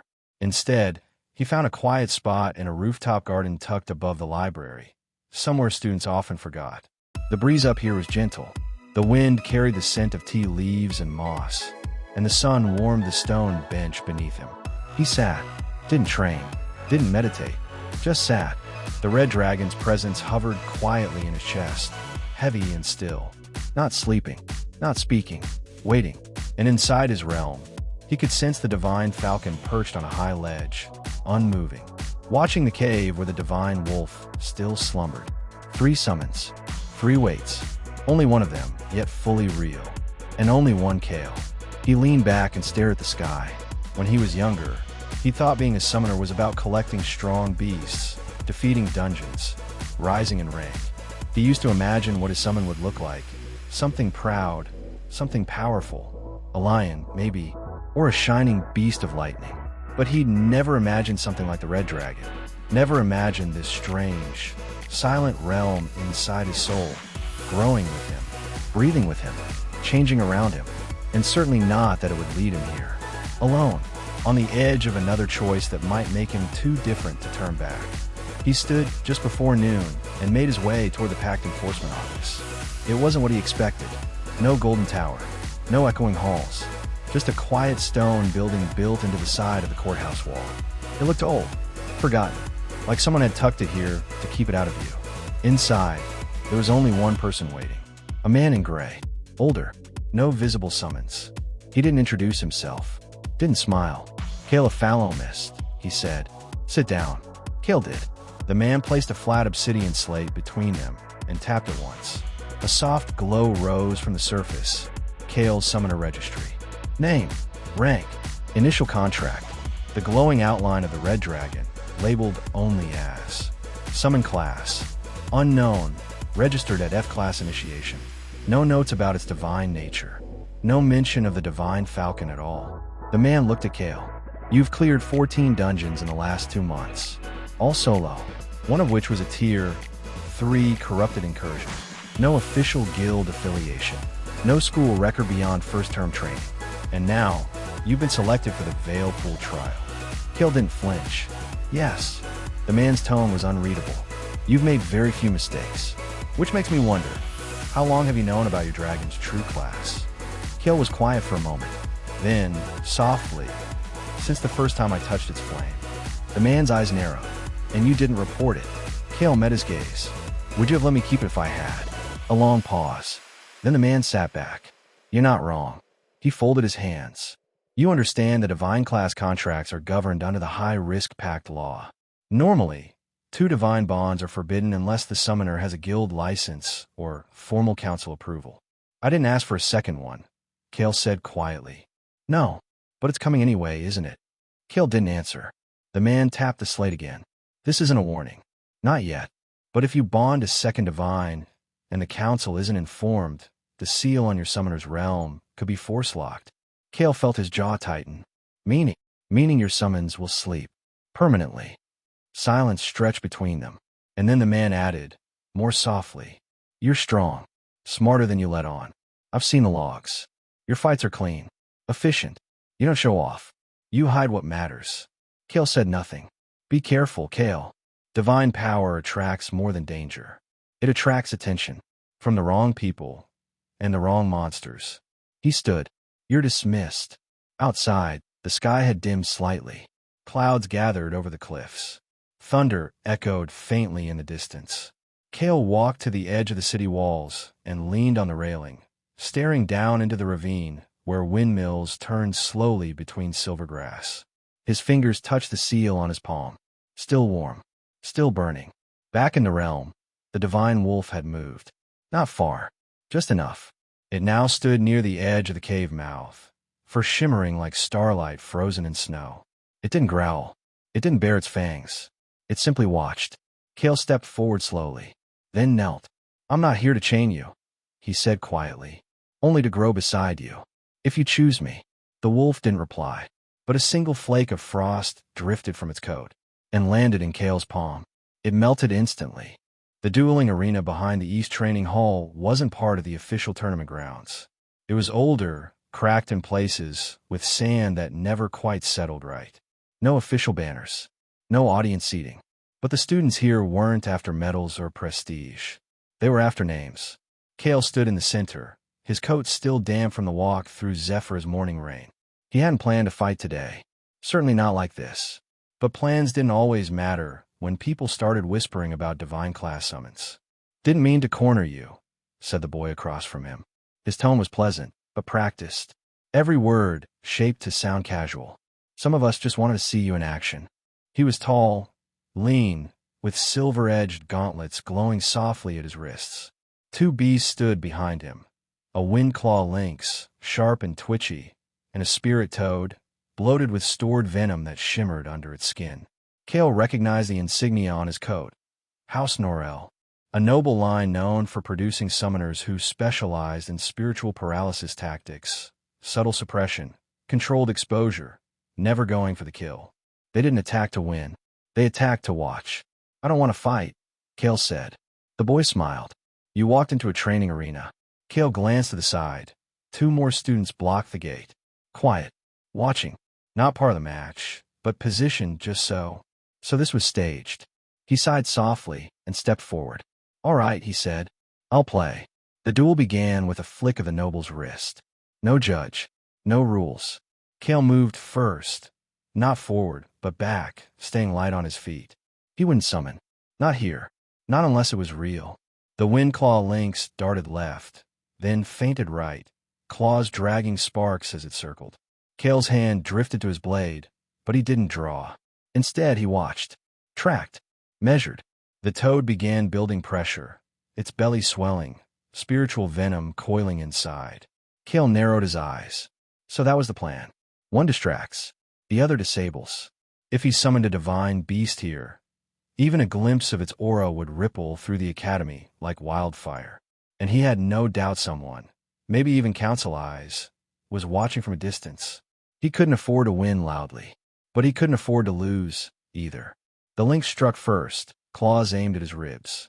Kael spun into the blow, let the claw scrape shallow across his coat, and used the motion to drop into a low kick that knocked the beast's stance off just enough to send it skidding. He didn't follow up. Didn't draw the blade. Not yet. The toad released a blast of mist, thick and glittering, made to slow reaction and numb senses. Kael closed his eyes, held his breath, and pivoted with wind-step footwork. Not a technique, just a rhythm he'd learned from the divine falcon's presence. The mist grazed his coat, just enough to sell the act. He stumbled, faked a wince. The noble's eyes lit up. He thought Kael was on the edge. Good. Kael let the lynx pin him halfway, dropping to a knee with just enough struggle to seem overwhelmed. From the outside, it looked real, close. But Kael's mind was perfectly clear. He wasn't battling the summons. He was battling attention. He had to let them win without giving them what they were looking for. And then, just as the lynx reared for a final strike, a sharp voice cut through the air. Enough. Everyone froze. The beast stilled. The noble stepped back, startled. From the arena's edge, a girl stepped forward. Slate gray uniform. Short hair. Calm eyes. Kael blinked. Her again. The one who'd spoken to him after the Colosseum duel. Council observers are nearby, she said quietly, walking across the sand. They're not here for your tricks, Norel. They're watching him. She pointed at Kael. Kael stood slowly, brushing the dirt from his sleeves. The noble boy clicked his tongue. So what? It's just a match. No, she said. It was a trap. One you designed to provoke something. She turned to Kael, voice softer now. You handled it well. Kael looked at her carefully. Who are you? He asked. She smiled faintly. Someone who's seen what happens when a divine summoner stops hiding. Later, after the crowd had dispersed, Kael sat on the wall behind the training grounds. His coat was torn, his ribs ached slightly, but he was calm. Inside, the personal realm was silent. The red dragon hadn't stirred. The divine falcon hovered in still air. But the divine wolf was moving now, closer to the threshold of the frost cave, its breath forming tiny clouds in the starlit air. Kael leaned back and whispered into the sky. I won't give them a reason yet. The wind stirred. And far away, within the frost, the wolf blinked slowly. Kael dreamed of snowfall, but it wasn't soft. It was sharp, cold, and fast. Flurries that moved like daggers through a silent sky. The world beneath it cracked with every step he took. Not from weight, from pressure. When he opened his eyes, he was already inside the realm. And something was wrong. The familiar warmth of the lava fields was gone. The wind no longer flowed gently through the trees. Even the divine falcon's ledge had vanished beneath a blanket of frost. Kael stood at the center of a new landscape, half frozen, half burning, and somehow still growing. Great stone slabs rose from the earth, arranged in quiet arcs, glowing faintly with a light that pulsed like a slow heartbeat. The realm had expanded again, but this time without his input. He turned slowly. Behind him, the lava field still burned, but narrower now, pushed toward the southern cliffs. The trees of flame and wind remained, but they were retreating, and in their place, a vast frozen tundra. Smooth, bleak, still forming. Kael stepped forward, boots crunching softly over untouched snow. The air turned sharp in his lungs. Every breath carried weight, not cold, but clarity. The divine wolf had awakened, and its presence had begun reshaping the realm. He reached the mouth of the frost cave. The divine wolf stood there, tall and silent, its fur trailing pale blue mist. Its eyes, silver and patient, met his as though it had been waiting. Not for a battle, not for submission, for proof. Kael didn't speak. He stepped inside. Each step into the cave felt heavier. Not painful, just real, like walking deeper into a memory not your own. Spiritual frost crept up the walls, forming delicate symbols Kael didn't recognize. Shapes of old, primal emotion, anger, loyalty, endurance. At the back of the cave, a platform of glowing ice rose like an altar, and above it hovered a sigil Kael had never seen before. A circular glyph split in thirds, each third flickering with a different light. Crimson flame, pale wind, white frost. The three elements danced slowly, refusing to blend. Kael stepped closer. Personal realm advancement triggered. Divine domain tier. Stage 2 unlocked. Aspects: flame/wind/frost, unaligned. Warning: unbalanced aspects may result in unstable summon traits. He inhaled slowly. This wasn't just expansion. It was evolution. The realm was adapting to the presence of 3 divine contracts. Not yet sealed, but close enough that the world inside him had already begun to prepare. And it wasn't waiting for permission. Kael sat on the icy platform and closed his eyes. He reached out, not just to the divine wolf, but to all 3. The red dragon, the divine falcon, and now, this creature of silence and snow. He let his breath settle into a rhythm. 1 beat, 3 pulses. The red dragon stirred first, heat rising across the southern cliffs. Then the divine falcon, air currents rippling above. Finally, the wolf, ice creeping steadily toward the center. For a moment, all 3 energies touched. Kael's mind flashed white, and in that flicker, he saw something else. A 4th presence, far off, beyond the edges of the realm, watching, sleeping, older than the others, divine and unknowable. Kael's eyes snapped open. The moment vanished. The glyphs above the altar dimmed, returning to their slow rotation. The wolf was still, but had seen what he saw, and it didn't recoil. Later, as Kael stood on the ridge between fire and frost, he whispered to no one, "This isn't just a sanctuary anymore." It wasn't just where his summons rested. It wasn't even just a training ground. It was becoming a world, a shared space where divine minds could grow. And if he couldn't maintain balance, it would tear itself apart. In the real world, Kael opened his eyes to the dim morning light in Zephyra. His body felt heavy, his limbs sore. The Veil trial was less than 24 hours away, and his realm had just told him he was no longer walking into it with 1 bond. He was walking in as the bearer of 3, even if one hadn't spoken its vow yet. The wind in Zephyra was still, too still. Kael stood at the foot of the Veil chamber, deep beneath the city's oldest tower. The spiral path to this place was steep, narrow, and mostly forgotten. But the further he walked, the more he felt it. A pressure that hummed beneath his ribs, just beneath the heartbeat. A kind of silence only found on the threshold between worlds. 2 guards flanked the final door. No weapons, no armor, just cloaks lined with white glyphs that shimmered faintly when Kael passed. He offered no words. Neither did they. When the doors creaked open, he stepped through alone. The Veil pool was not what he expected. It wasn't water. It was air, still and silver, suspended in the center of a massive cavern. A glowing sphere, like a floating moon, pulsed gently above a black platform etched with a summoning circle unlike anything Kael had ever seen. It didn't spin. It breathed. The room was silent. No observers. No cheering. No duelists. Just him and the Veil. He stepped into the circle. The glow deepened. Veil core, awakening resonance. Current bond detected. Red dragon, flame. Secondary thread detected. Divine falcon, wind. Veil balance, stabilizing. Third bond potential. Proximity confirmed. The air thickened. And then, it pulled him in. There was no warning. No sound. Only cold. Kael landed hard on frozen stone. Breath knocked from his lungs.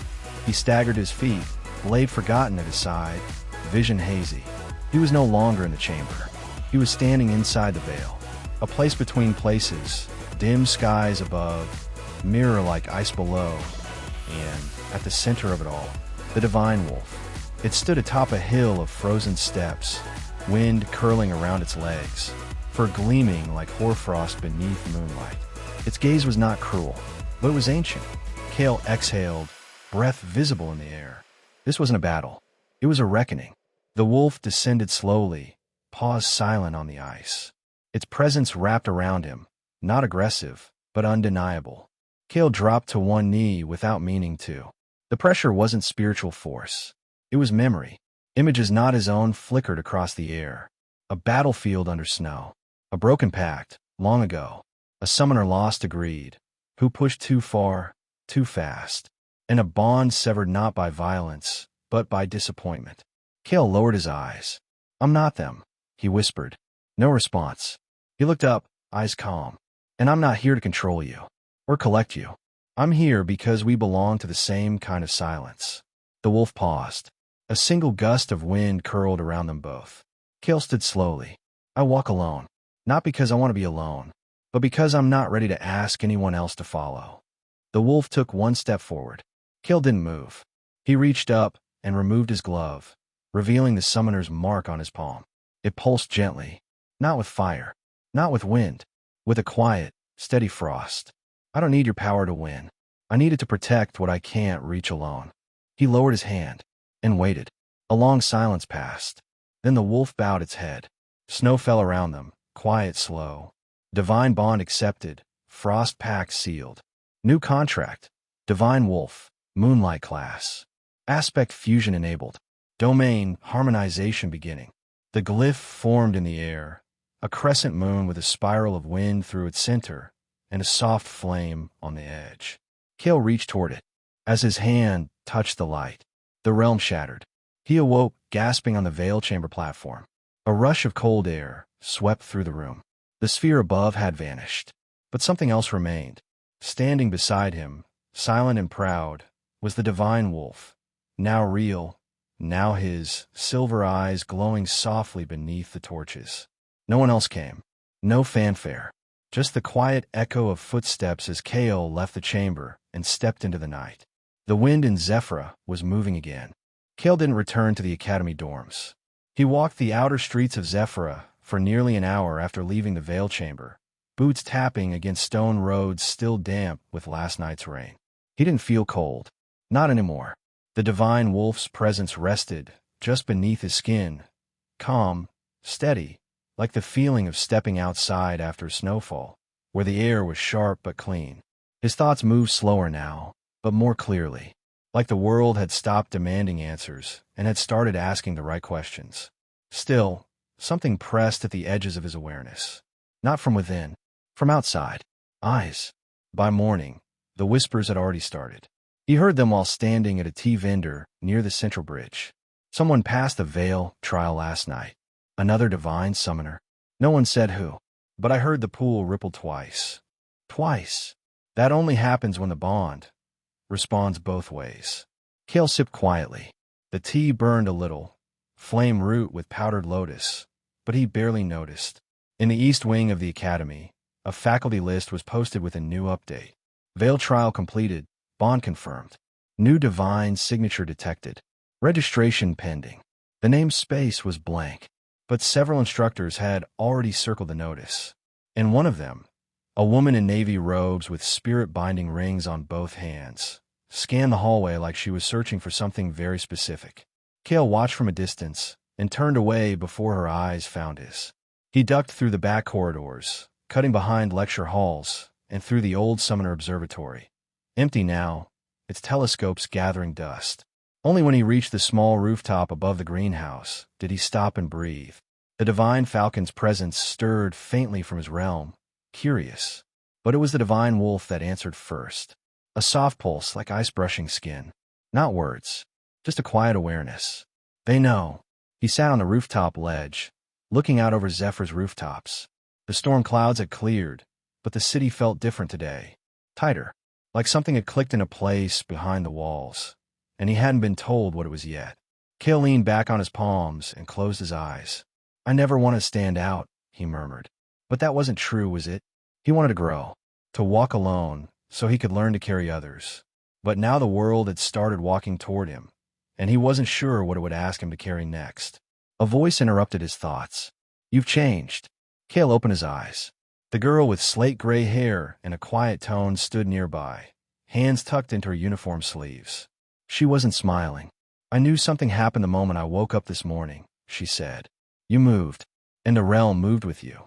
Kael tilted his head. You can sense that. She nodded. I'm a realm sensitive. Rare talent. We're trained to feel spiritual weather. She sat beside him. You made your second bond, didn't you? He didn't answer. You don't have to confirm it, she said. The realm already did. Kael glanced sideways. Why tell me this? She looked down at her hands. Because you're going to start attracting the wrong kind of interest. And I don't want to watch another divine bearer get dragged under. He frowned. Another. She was quiet for a long time. Then, my brother held two. One was light. The other wasn't. Kael's breath caught. He's not around anymore, she added softly. But I've seen how it starts. The council leans closer. The guild sends scouts. And some beasts, not the ones you summoned, but the ones who still wait, start to pull. Kael looked away.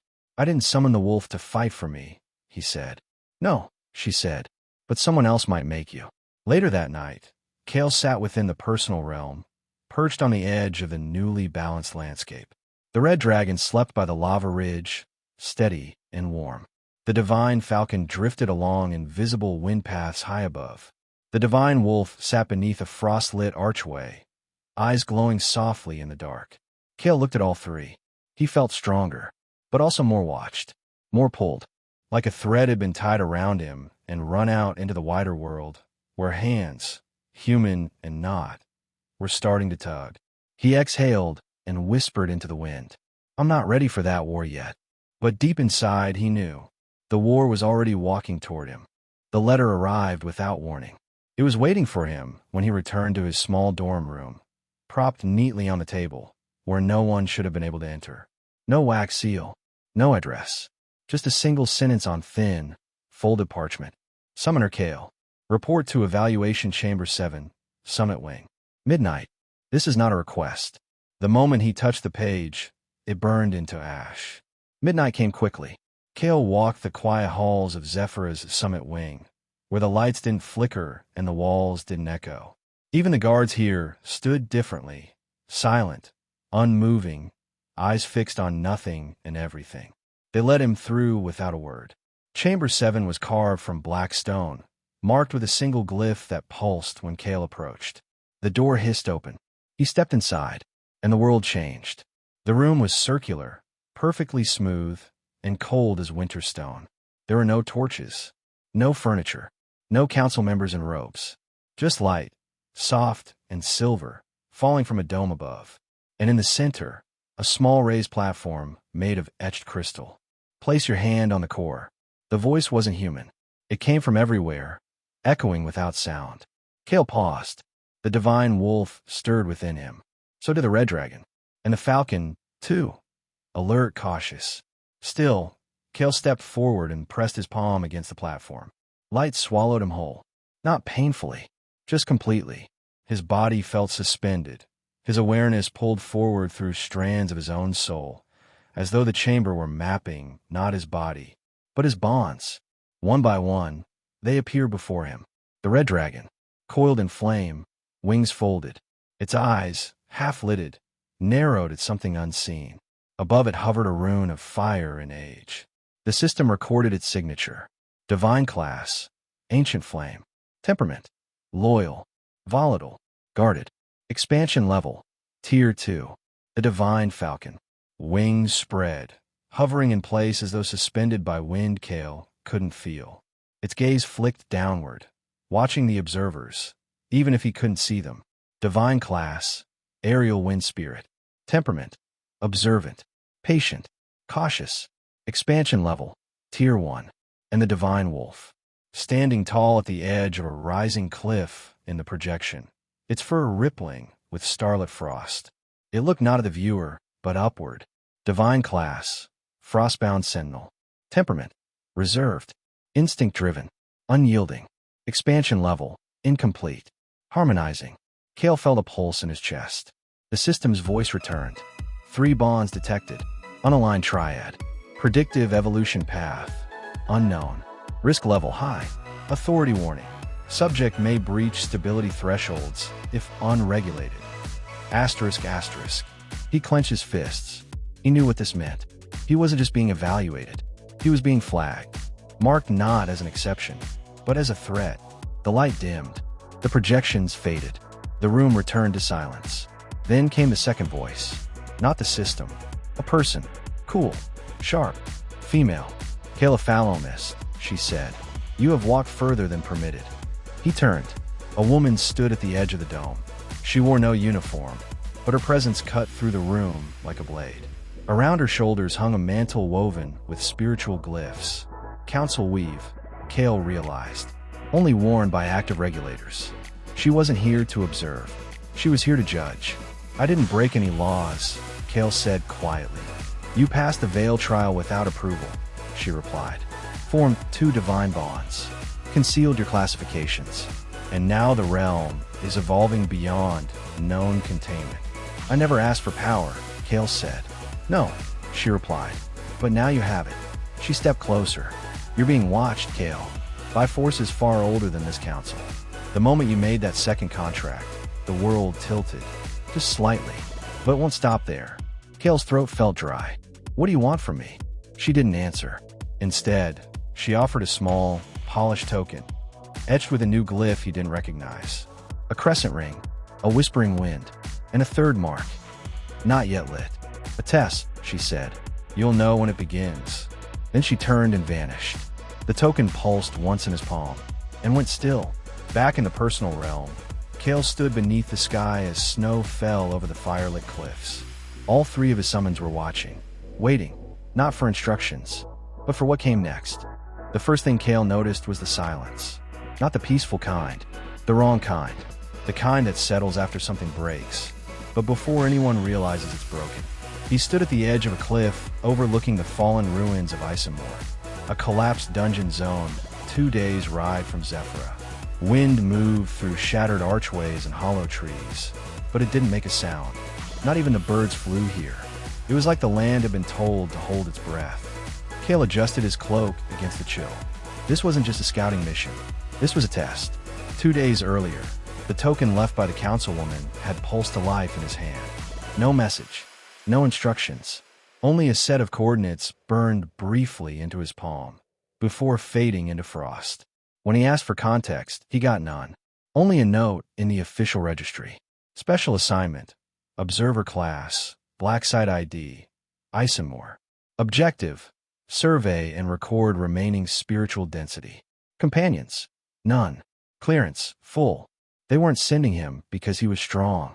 They were sending him because they didn't want to risk anyone else. Now, standing among the stone bones of an old summoning fortress, Kael slowly stepped forward.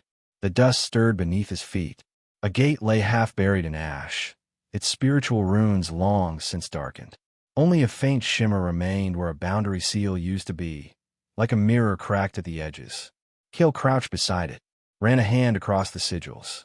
Nothing moved, but something was here. Inside his realm, all three summons stir at once. The red dragon raised its head from the lava ridge. The falcon lifted from its wind perch. The wolf stood tall beneath the frost arch, ears back. They were alert, watching, sensing. Kael stepped across the boundary, and the air shifted. The dungeon wasn't collapsed. Not really. It had changed. The inside didn't match the outside at all. A winding cavern opened before him, spirals of obsidian and pale green crystal lighting the path with a faint, pulsing glow. The walls felt curved, almost as if alive. Kael took a slow breath. Whatever this place used to be, it was no longer part of the normal dungeon system. No guides, no anchors, no safety. He moved forward one step at a time. The further he went, the colder it became. Not from temperature, but from presence.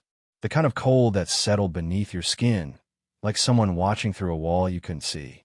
His mark pulsed once beneath his glove. The divine wolf's presence brushed his spine, an instinctual warning. Still, he kept walking. Then, a voice. Not loud, not clear, but real. It whispered through the walls like wind. Why did you follow it? Kael froze. His blade slid silently from its sheath. The voice didn't come again, but something moved in the dark. He rounded a corner and found a summoner's badge, half buried in the dust. He crouched, brushing it clean. The glyph glowed faintly. Council issue. Whoever had come here before him hadn't come back. Kael's breath slowed, and then the air trembled. The cave darkened, and something began walking toward him. He stepped back, raised the blade. The creature that emerged wasn't a beast. It was a man, or something that used to be one. His coat hung in tatters. His hair was white, but not with age. His eyes glowed faintly, with a mark across his neck that pulsed with divine sigils, half broken, half fused. And behind him, a shadow, formless. Wrong. Kael's chest tightened. This wasn't a summoner. This was a failed bond. The man didn't blink, didn't breathe. He stood barely 10 paces from Kael, his arms slack at his sides, coat shredded by time and claw. His eyes glowed silver blue, not the soft kind, like Kael had seen his own summons, but hollow, stretched too thin, lit from behind by something that shouldn't still be alive. And behind him, the shadow stirred. It had no shape, no feet, no eyes, just a presence, a ripple in the air like oil on glass, drifting close to the man's spine, as though we're wearing him. Or worse, leaning in from somewhere else. Kael stood completely still. The divine wolf's presence swelled behind his ribs, steady, alert, but not rushing to act. Even the red dragon did not burn. The air in the cavern was too tight for fire. The man's lips moved.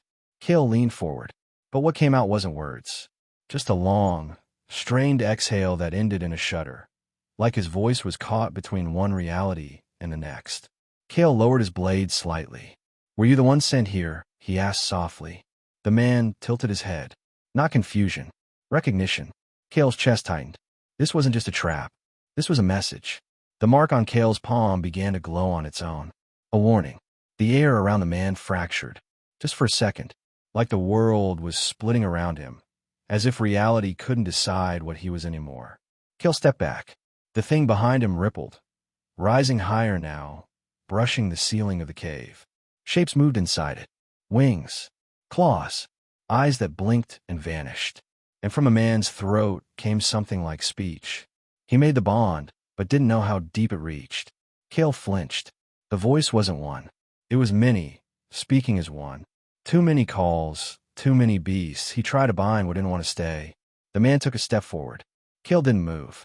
Now they all live here, in the break, in me. A flicker of silver light escaped the man's hand. Kael caught a glimpse of it before it was swallowed again. A contract seal, divine class, cracked, fragmented, burned through from the inside. Kael breathed slowly, centering himself. This was it. The fate he'd been warned about. The line they told him not to cross. A summoner who had reached too far, too fast, who had tried to own, not understand. And now he wasn't just broken. He was housing something that didn't belong on this side of the veil. Kael reached inward. The red dragon growled his chest, slow and ready. The falcon circled in wind above, waiting. But it was the wolf who stepped forward first. Its presence wrapped around Kael like snow underfoot. Not aggressive, just grounded. Kael didn't raise his blade. Instead, he took a step toward the man.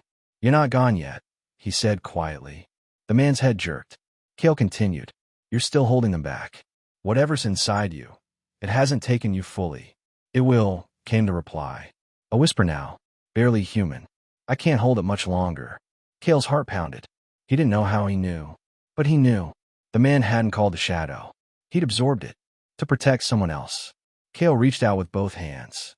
The man recoiled. But Kael pressed forward, the air warping around his skin as he stepped into the reach of the shadow. It howled. Not aloud. Inside his head. "Another summoner. You think you'll fare better?" Kael gritted his teeth. "I'm not here to control you." The air cracked.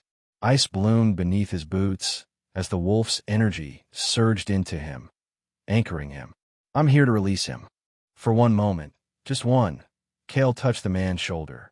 The shadow screamed. The world blinked. Inside Kael's personal realm, the sky went black. The snow stopped falling. The lava froze in place. And the wolf howled. The sound pierced through every ridge and peak, shaking loose the cold silence. The shadow tried to slither inward, but Kael was ready. His body flared with wind, with frost, and with fire. The three aspects surged forward and pushed back. In the real world, the man dropped to his knees. The shadow peeled off him like a shedding skin, writhing in the air, clawing at nothing. Kael didn't wait. He raised his palm and sealed it, using a blend of the wolf's cold and the falcon's binding wind. The shadow shattered. Light flickered. Silence returned.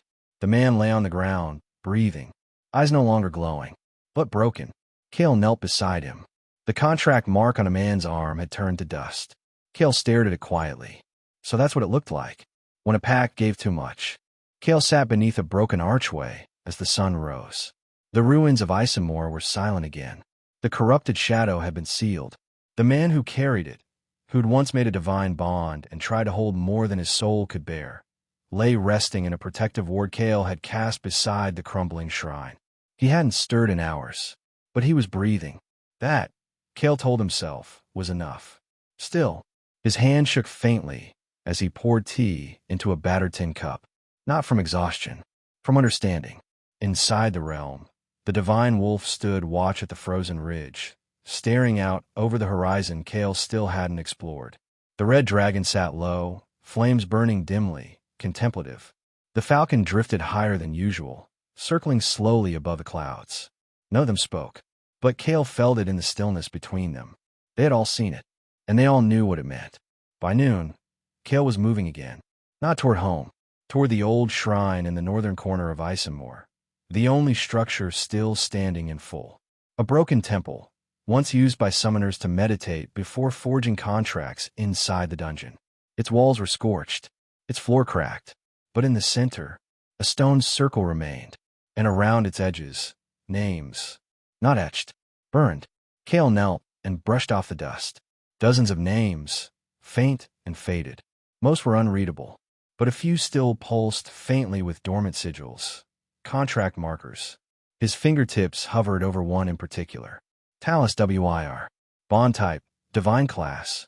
Icefang Sentinel. Status, unknown. Last seen, 17 years ago. Kael exhaled. The man in the cavern hadn't said his name, but he hadn't needed to. Beside the name lay another, smaller, etched lower into the stone, almost forgotten. Karen WIR. Bond type, none. Deceased. A sibling? A summoner's student? Kael didn't know, but he stared at that pairing for a long time. Two names. One fate sealed by overreach. The other, left behind. Later, in a sealed chamber within the shrine's back wall, Kael found what looked like an offering alcove, half collapsed, but still intact. Inside lay a journal, its cover half burned, but preserved by protective glyphs that flickered when Kael approached. He opened it slowly. The writing was rough, scattered, but readable. The wolf is colder than I expected. Not in temperature. In memory. It carries old things. Lost things. It won't look at me unless I'm silent. Truly silent. But once it did, I understood. This wasn't a beast. It was a sentinel. It was once a guard in the old realms. Before the pact laws. Before the council. Kael's pulse slowed. He turned the page. The veil didn't break. It was broken. By us. The moment we summoned not to protect, but to prove.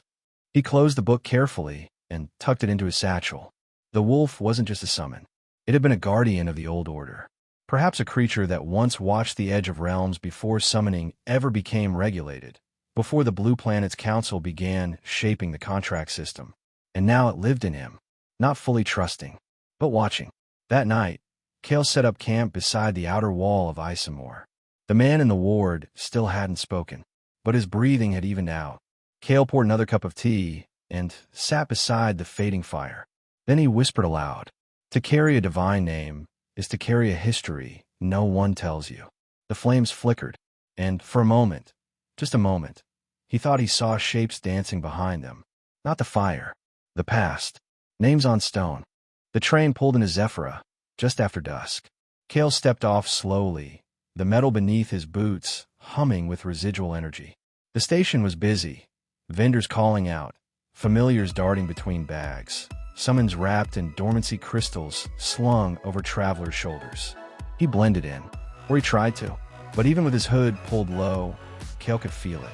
The shift. People didn't look at him. They looked around him, like their instincts were catching on to something their eyes hadn't yet understood. He walked alone, as always, toward the quiet garden roads that led behind the Academy District. The skies above the city were painted in lavender dusk. Lanterns floated between pillars. Wind spirits curled around rooftops. Everything looked the same, but it felt distant now, like he'd left something behind that wouldn't follow. He stopped at a familiar bench, overlooking a koi pond, the same one he used to sit at during his earliest training days. A breeze moved across the water.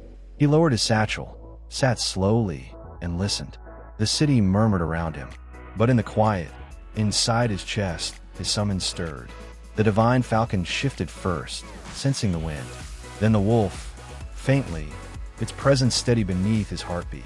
And finally, the red dragon, not in warning, but in warmth. Still here, still his, still watching. A familiar voice broke the silence. "You came back quieter than you left." Kael turned his head. The slate-gray-haired girl, Mira, stood a few steps away, holding a paper cup of herbal tea. She offered it out without ceremony. Mint root calms the pressure.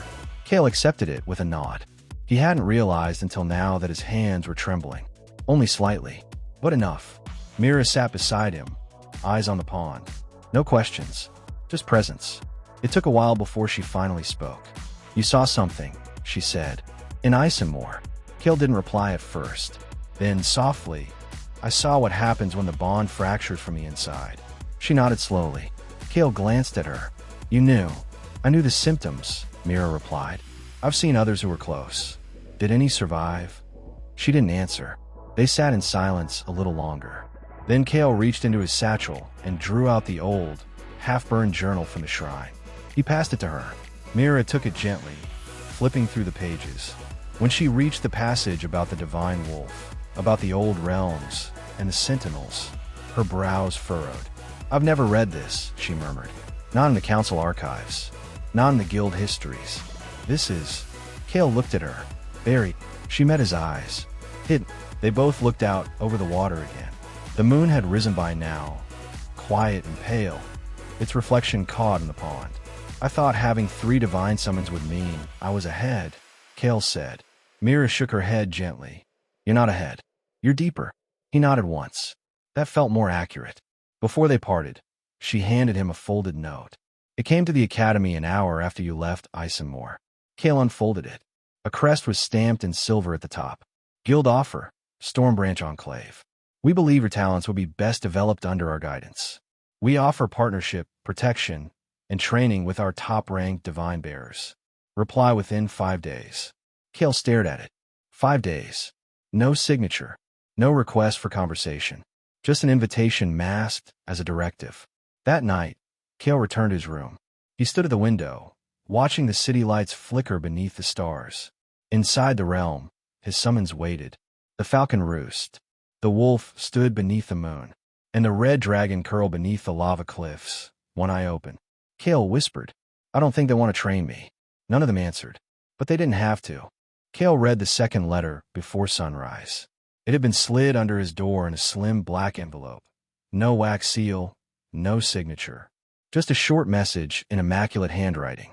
"We admire your restraint, but if you're unwilling to use your power, perhaps you prefer someone else to use it for you. Violet Glass Division." He folded the note and placed it beside the first. 2 offers. One respectful. One, not quite a threat, but a reminder. Kael stood at the windowsill, watching the morning light stretch across the rooftops of Zephyra. The wind blew soft against the glass. The air was still heavy from last night's rain. In his chest, the divine wolf stirred. Not in warning, in awareness. By midday, he received a 3rd invitation. This one was handed to him directly by an instructor in the academy courtyard, a stern woman with close-cropped hair and a uniform that bore the sigil of the Guild Concord. She didn't smile. She simply offered him the parchment, then turned and walked away without waiting for a response. Kael held the scroll in both hands. "Your profile matches several of our strategic alignments. We are prepared to offer immediate resource access, dungeon priority rights, and a tailored spiritual environment for realm enhancement." So much in so few lines. It didn't say it aloud, but it meant, "Join us. Let us shape you. Let us own a part of you." Kael quietly slid the scroll into his bag and walked on. That evening, he returned to the rooftop above the academy greenhouse. It was quiet there. Always had been. He could see the academy towers from here. The Colosseum, the spires, the dormitory windows glowing like scattered lanterns. Mira joined him not long after. She sat beside him without asking. 3 offers now, she said softly. Kael nodded once. "And?" she asked. He reached into his bag and placed the 3 letters beside each other on the bench. Then, he set them on fire. A small flame. No drama. Just silence and slow, curling ash as the wind took the edges. Mira didn't stop him. She just watched. "They're going to start pushing harder now," she said. "I know. You'll get noticed more for saying no than if you said yes." Kael nodded again. Myra's voice softened. "Why not accept? You get access to more training, better facilities, safety." Kael looked out at the darkening city. "I don't want to be trained into something I didn't choose." Mira was quiet for a while, then said, "That might be the most dangerous thing about you." Back in his room, Kael sat cross-legged on the floor, the curtains drawn, the lights off. He entered the realm without effort now, without needing to close his eyes. It greeted him like breath returning to the body. The red dragon lay curled beside the fire cliffs, its tail flicking slowly. The falcon drifted above the canyon ledges, serene, and the wolf sat still beneath the frost arch, watching him approach. Kael stood at the center of all three. They didn't speak. They didn't react to the burned letters. But their presence felt closer. More his. Not just bonded. Aligned. He reached into the air with one hand, and something new pulsed into existence above his palm. A spiral of 3 lights, red, silver, blue. Not fused. Not finished. Just turning. Calmly. Like waiting for the 4th. Kael noticed it first in the dream. He stood on a flat stone bridge, suspended over endless water. The sky above him was deep gray. Not stormy, not calm. The kind of sky that waited. He took one step forward. The sound echoed like it had nowhere to land. Another step. The silence deepened. Then, without warning, he felt it. Not on his skin, not in his ears, but behind his breath. A presence. Subtle. Distant. Not watching him. Remembering him. He turned. No one was there. But he knew what it was. It wasn't a beast. It wasn't divine. It was something older. He woke slowly. The first light of morning seeped through his window in gold ribbons. And for a moment, he forgot where he was. The scent of tea, of cloth, of dry paper. Reminders of the life he'd built inside Zephyra. But the feeling from the dream still pulsed in his chest. Like it had walked back with him. He sat up slowly. The divine wolf stirred in the back of his mind. So did the falcon. Faint ripples, like wind brushing a closed curtain. Even the red dragon raised its head. But none of them spoke. Because none of them knew what this was. Later, Kael walked through the eastern district gardens, letting the gravel paths and soft wind settle his thoughts. The cherry spirits had begun blooming again, clusters of translucent petals drifting in the air, kept aloft by flickers of natural magic. Children ran past him laughing, chasing after fireflies that blinked blue instead of yellow. He walked quietly among them. No one recognized him, and he liked it that way. In the academy library, Kael asked the archivist for something different. Not summon records, he said. The old man raised an eyebrow. Then what? Kael considered for a moment. Realm behavior. Historical realm fluctuations. Any mention of changes in summoner realms that weren't tied to contracts. The man blinked. Then, without a word, shuffled to the back shelves. What he returned with was more notebook than book. A compilation of fragment notes and personal journals copied into one thick volume. Collected anomalies in pre-contract realms. Edited by the Ether Room. Kael spent the next hour flipping through it in silence. Halfway through the pages, he found something that made him sit up straighter. Asterisk. There are whispers among unbonded realms. Moments of space growing where no summon has yet arrived. Old summoners once referred to this as the 4th thread, though there are no formal records in council doctrine. Some claimed it appeared only after 3 major contracts were formed. Others said it was not a summon at all, but a memory trace, a fragment of an ancient presence trying to align with the host. Asterisk. Kael stared at the phrase again. Not a summon. A memory trace. He closed the book gently and held his breath. That night, Kael didn't enter the personal realm through meditation.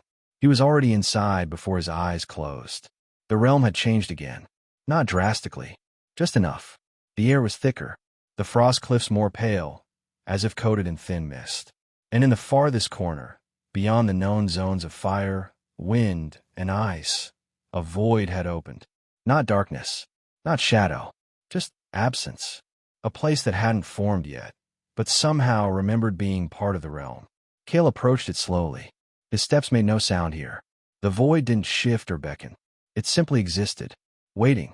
The divine wolf followed him, silent. The falcon landed nearby, feathers twitching against invisible currents. The red dragon remained where it was, but Kael could feel its focus narrowing on this space. A long, slow stare from across the realm. Kael stood at the edge of the void, then spoke softly. Do you belong here? Nothing replied. Not a voice. Not a presence. But the realm acknowledged the question and pulsed. Once, a ripple moved across the stone beneath his feet, blooming outward in soft rings of light. Not a yes. Not no. Just, I am returning. Kael's breath caught. He stepped back. The void held its shape, circular, silent, incomplete. But now, at its center, a pattern had begun to form. Not a glyph, not a sigil, but a memory loop, echoing light in a spiral. It looked like wind. It moved like water, but it felt like time. Kael turned to the wolf. It didn't move, but its eyes were lowered slightly. Respect? Or memory? Kael whispered. Do you remember what it was? The wolf didn't answer, but the falcon shifted once, and the red dragon, from far off, released a small plume of smoke into the sky. Not fire, just vapor. Kael's hand found his chest. The 3 contracts burned quietly beneath his ribs. But now, there was a 4th beat. Not bound, not born, but familiar. In the waking world, Kael opened his eyes just before dawn. He didn't move, didn't speak, just stared at the ceiling, listening to the quiet 4th rhythm inside him, like a distant footstep in snow. The journey took Kael beyond the outskirts of Zephyra, past the floating orchards, the sky-tethered windmills, and the warded forest lines, out where the sky hung wider, and the magic in the soil ran quieter. People didn't travel this far unless they had something to run from, or something they were trying not to find. The directions came from Mira, handwritten, tucked into the inside flap of a thin notebook with no title. Just a single line scratched into the margin. He never spoke of it, but he dreamed loud enough that I listened. Kael found the cabin by dusk. It didn't look like much. Just a sloped roof dwelling tucked into the roots of an old spirit tree, its bark half petrified by time. No fence, no gate, just a stone path that ended in moss. There was no smoke in the chimney, but he felt eyes watching the moment he stepped into the clearing. Not hostile, just old, tired. He knocked once. No answer. Then twice more. Still nothing. Kael turned to go, then heard the soft click of a latch. The door opened a few inches, and from behind it, a rough voice emerged. You're not here to buy relics, or study glyphs. You don't smell like a student. Kael turned back. I'm not. A pause. Then the door opened further. The man inside had silver streaked hair, a faded cloak, and eyes that had seen beyond what they wanted to. His left hand bore a summoner's brand, faint, incomplete, and on his neck, just beneath the collar, was the shadow of a 4th thread mark. Faded, scarred, not glowing, just burned in. Kael bowed his head slightly. I'm not here to ask for power. The man looked at him, eyes unreadable. Good. I'm here because my realm has started listening to something I haven't named. The silence between them lengthened. The man turned away. Come inside. The cabin was dim, but clean. Shelves lined with dried roots, old contracts, and folded beast cloths. At the center was a small hearth, cold and unused, surrounded by 3 worn cushions. The man gestured, and Kael sat. You already have 3, the man said quietly. Kael nodded. Flame, wind, frost, the man murmured. And now something older wants in. Kael didn't reply. The man looked at him. It's not a summon. I know. It's not a god either. Kael met his eyes. Then what is it? The man's gaze drifted toward the window, and for a long moment, he said nothing. It's a memory, he said at last. Kael waited. A long time ago, before summoning was formalized, there were not beasts, not spirits, not even gods, just fragments of intention. Ideas so old they wrapped themselves around places and dreams. Sometimes they curled into monsters, sometimes into stars, and sometimes, he tapped the side of his head, into people. Kael's chest tightened. The man looked away again. They don't choose you. They remember you. And once they do, they don't stop. Not unless you name them. Kael frowned. Why does naming matter? Because naming isn't claiming, the man said. It's anchoring. Kael leaned forward, his voice soft. You've been remembered before, haven't you? The man didn't answer directly. He just unwrapped the glove on his left hand and revealed a scarred palm with 4 thin marks etched into it. Not glowing, not active, just resting. Kael studied them. Only one looked like a divine brand. The others were something else entirely. The man wrapped his hand again. I didn't name mine. Not fully. And they never left. They sit in my realm like statues, half-formed, always listening, never sleeping. Kael closed his eyes. He could almost imagine it. A realm haunted by silence that never asked for anything, but refused to fade. Later, they sat in near darkness as the wind moved through the cracks in the cabin wall. The man poured tea into chipped ceramic cups. Kael held his gently, letting the warmth soak into his hands. Finally, the man asked, "Has yours started showing a form?" Kael nodded. "Not fully. Just a void. A shape without weight." The man exhaled. "It'll start moving soon. And when it does, it'll bring a part of your past with it. Not something you saw. Something you carried." Kael's fingers tightened on the cup. "It won't be a summon," the man said again. "It will be a story." When Kael left, the stars were beginning to show between clouds. He walked the moss path in silence, cloak pulled tight. Inside him, the realm stirred, not with tension, but with question. The fourth thread hadn't moved, but was no longer still, and he understood now. The moment it formed, it wasn't offering power. It was offering memory. That night, as Kael stood at the edge of the void in his realm, he didn't call to it. He just whispered, "I'm listening." And for the first time, the void pulsed in reply. Once, like a forgotten heartbeat in a place that hadn't breathed for a long, long time. The sky inside Kael's realm had begun to change. It was subtle at first, a thinning of clouds over the frost cliffs, a soft golden light that filtered through without origin. But the longer Kael watched, the more certain he became. This wasn't just another realm expansion. It was the past reaching forward, and it wanted to be seen. He stood at the edge of the fourth zone again, where the unfinished space pulsed gently like a heartbeat through fog. It still had no shape, no beast, just that endless stillness, the kind that came before a memory. He didn't summon anyone to stand beside him this time. The dragon, the falcon, the wolf, they stayed at a distance, watching in silence. Because this wasn't about them. It was about something older, something personal. Kael took a step forward.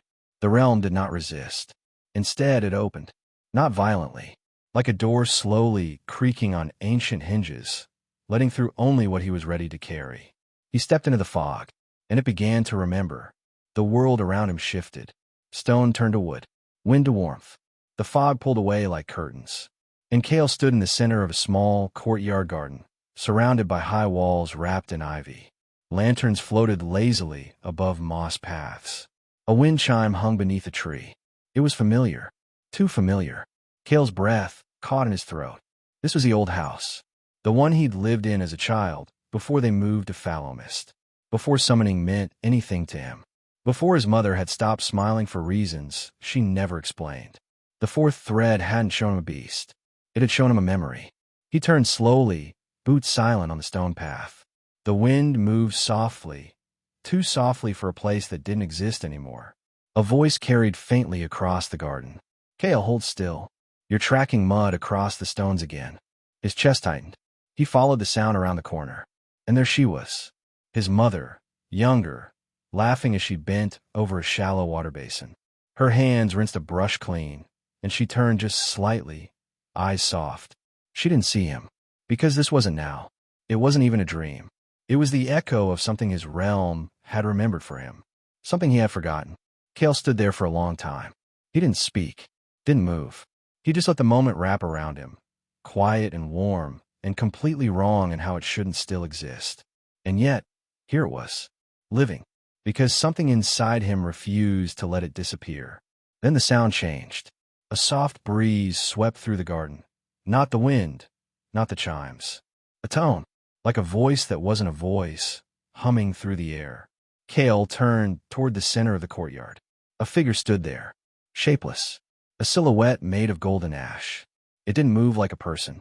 It didn't stand like a beast. But Kael knew. This was the fourth thread. It didn't speak aloud, but the realm pulsed with thought. "You did not call me." Kael stood his ground. "No," he said.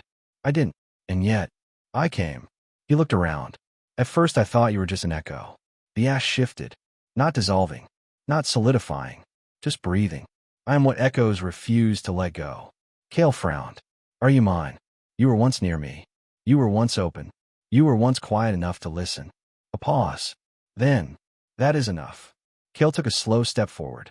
"I've made 3 contracts," he said. "All divine. All earned." The figure didn't reply. "I don't know if you're divine, or something else, but I know you're not just an illusion." The garden shimmered slightly. The memory held. But now Kael could see it. The walls beginning to fray at the edges, the wind chimes slowing in their spin. The image was decaying, gently. A message carried only long enough to say one thing. Kael reached out with one hand. I don't want to bind you, he said. I want to remember you. The figure pulsed once. Golden ash rose, and the realm spoke. Then name what I was. Kael blinked. What? Before power, before form. I was something to you. Not a summon, not a weapon. A name not spoken aloud. Kael's heart pounded. He reached inward, sifting through images. A dream, a shape on the edge of childhood. The feeling of being watched gently through windows. A story his mother used to tell when he couldn't sleep. A protector, she called it. The echo that listens. He spoke it aloud. The moment he did, the ash flared into golden strands, winding upward, spiraling across the sky. The memory vanished. The garden fell away. And Kael stood again at the edge of the void in his realm. But now at its center was a single, suspended thread, glowing faintly. A spiral made of memory and name. Fourth thread recognized. Title accepted. The echo that listens. This presence will not fight. It will not summon. But it will remember everything you forget. And when you fall, it will whisper your name back to you. Kael opened his eyes in the real world, lying still in his room. Dawn was just breaking. He said nothing, but the tears on his face had already dried. The knock came just after dawn. 3 quiet taps. Precise. Rhythmic. Kael didn't move right away. He stood near the window, watching sunlight push through the low clouds over Zephyr's rooftops. The city always looked calm at this hour. Glowing domes, drifting familiars, summoned banners stirring softly in the upper gardens. But today the knock didn't feel like part of that peace. It felt like the end of it. He opened the door slowly. A woman in charcoal robes stood in the hall. Not a uniform, not a guild crest. Just plain cloth, too clean, too still. Her face was unreadable. Her eyes, however, held the weight of someone who already knew what he would say before he said it. Kael of fallow mist, she said. He didn't speak. She held out a small obsidian seal, the same kind used in silent court summons. The council requests your presence. No pleas, no explanation, just a request spoken like a law. They walked in silence through the upper levels of the academy's north wing, a floor rarely used, rumored to be designed for diplomats and elite spirit casters during the founding years. The halls were long, the windows sealed. Magic flowed through the stone itself. Kael didn't ask questions, and the woman didn't offer answers. Only when they reached the final door, marked with a plain silver crest, did she speak again. Enter. Alone. Kael stepped through. The room was round and quiet, lit by sky glass that cast soft gold across the floor. 6 chairs circled the center platform, spaced evenly, 3 of them occupied. An older man with white robes and a scroll clasped to his chest. A woman in sapphire with no visible summon mark, but eyes sharp as a hawk's. And a figure in black, the one he recognized. The council enforcer who'd first tested him in Chamber 7. She spoke first. Kael, sit. He did. No one spoke for a long time. Then, finally, the man with the scroll raised his voice. You formed 3 divine class contracts. Each one unique. Each one stable. Kael nodded. No one questions your ability. The man continued. But a matter has arisen. The woman in blue leaned forward. Your realm has begun to form an unregistered fourth structure. Kael said nothing. We've seen it happen only twice in the last 100 years, she added. Both times, the result was spiritual collapse. Kael looked down at his hands. They didn't name it, he said quietly. The woman's eyes narrowed. What did you call it? Kael took a breath, then answered. The echo that listens. The 3 council members exchanged a glance. Not surprise, not confusion, just confirmation. The enforcer finally spoke. You didn't bind it. No, Kael said. I didn't summon it either. It appeared, remembered, and it doesn't grant you power. Kael shook his head. It doesn't change my strength. It doesn't fight. It doesn't speak in commands. Then what does it do? Kael's eyes stayed calm. It remembers. Things I wouldn't. A long silence followed. Then the man with the scroll leaned back and set the parchment down. The council cannot allow unknown structures to form unchecked, he said. Realms that evolve beyond contract control may pose risks to their summoners and to the balance between summon and host. Kael didn't argue, but he didn't lower his eyes either. You think I'm becoming something else, he said quietly. The enforcer's gaze sharpened. We think you're at a crossroad. Kael stood. His voice was quiet, but steady. I'm not asking for approval, he said. I haven't called this thing. I haven't turned it into a weapon. And I don't intend to. I'm a summoner. He stepped closer to the center circle. I'm not trying to awaken forgotten forces. I'm just trying to walk with the ones who chose me. The room was still. His next words came softer. And I will never bind what doesn't want to be held. After a long moment, the woman in blue exhaled. She turned toward the enforcer. Then we observe. The man beside her nodded once. Conditional clearance granted, he said. Continued independent operation permitted. But if the realm shifts again, you report within the day. Kael inclined his head. Understood. The enforcer didn't look away. But she said nothing. By the time he stepped back into the open air, the sky had fully brightened. The morning wind curled gently over the academy rooftops. Kael stood for a moment at the balcony edge, breathing slowly. Inside his chest, the red dragon stirred. Then the wolf. Then the falcon. None of them seemed troubled. Because nothing had changed. Kael hadn't gained anything. He hadn't shifted roles. He was still what he had always been. A summoner. And now, for the first time, the world had seen that he wasn't chasing power. He was protecting the path. Later that afternoon, Kael returned to the rooftop garden.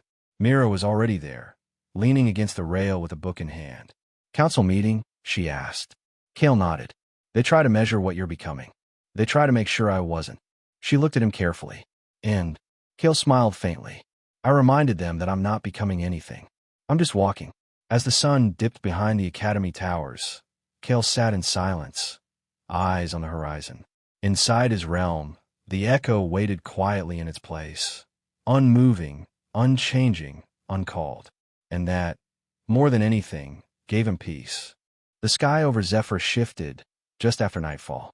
Not with lightning, not with clouds, but with light, a low ripple that moved across the stars like a bruise underwater. Soft, blue, and unsettling. Most citizens never looked up long enough to notice it. Just a flicker, a shimmer, a trick of the eye. But Kael noticed. He'd seen the sky turn like that once before. The night before the Veil trial. Inside the realm, his summons stirred without command. The red dragon raised its head, wings tied against its sides, flame low but dense. It wasn't ready to fight. It was waiting. The falcon moved faster than usual, circling the sky above the realm with a pulse in its wings Kael hadn't seen before. Restless, focused, like it was watching for something trying to enter. And the wolf, normally calm, always watching, stood now at the edge of the realm's southern ridge, ears forward. Its breath came slower, colder. Kael joined them in silence. And for a while, they stood together, facing the horizon. By morning, the summons still hadn't settled. Kael rose early, dressed plainly, and stepped out onto the academy's outer walkways. He wasn't surprised when a courier intercepted him halfway to the plaza, offering a scroll with a silver tie. Not a guild mark, not a council crest, just a field assignment sigil. To Kael, a Phalomist. A tier 2 dungeon near the coastal ruins of Marin fell silent last night. All active parties failed to return pings through their summon relays. A collapse is suspected. You are not required to act. But one of your realm signatures matched the frequency of the disruption. Kael stared at that last line.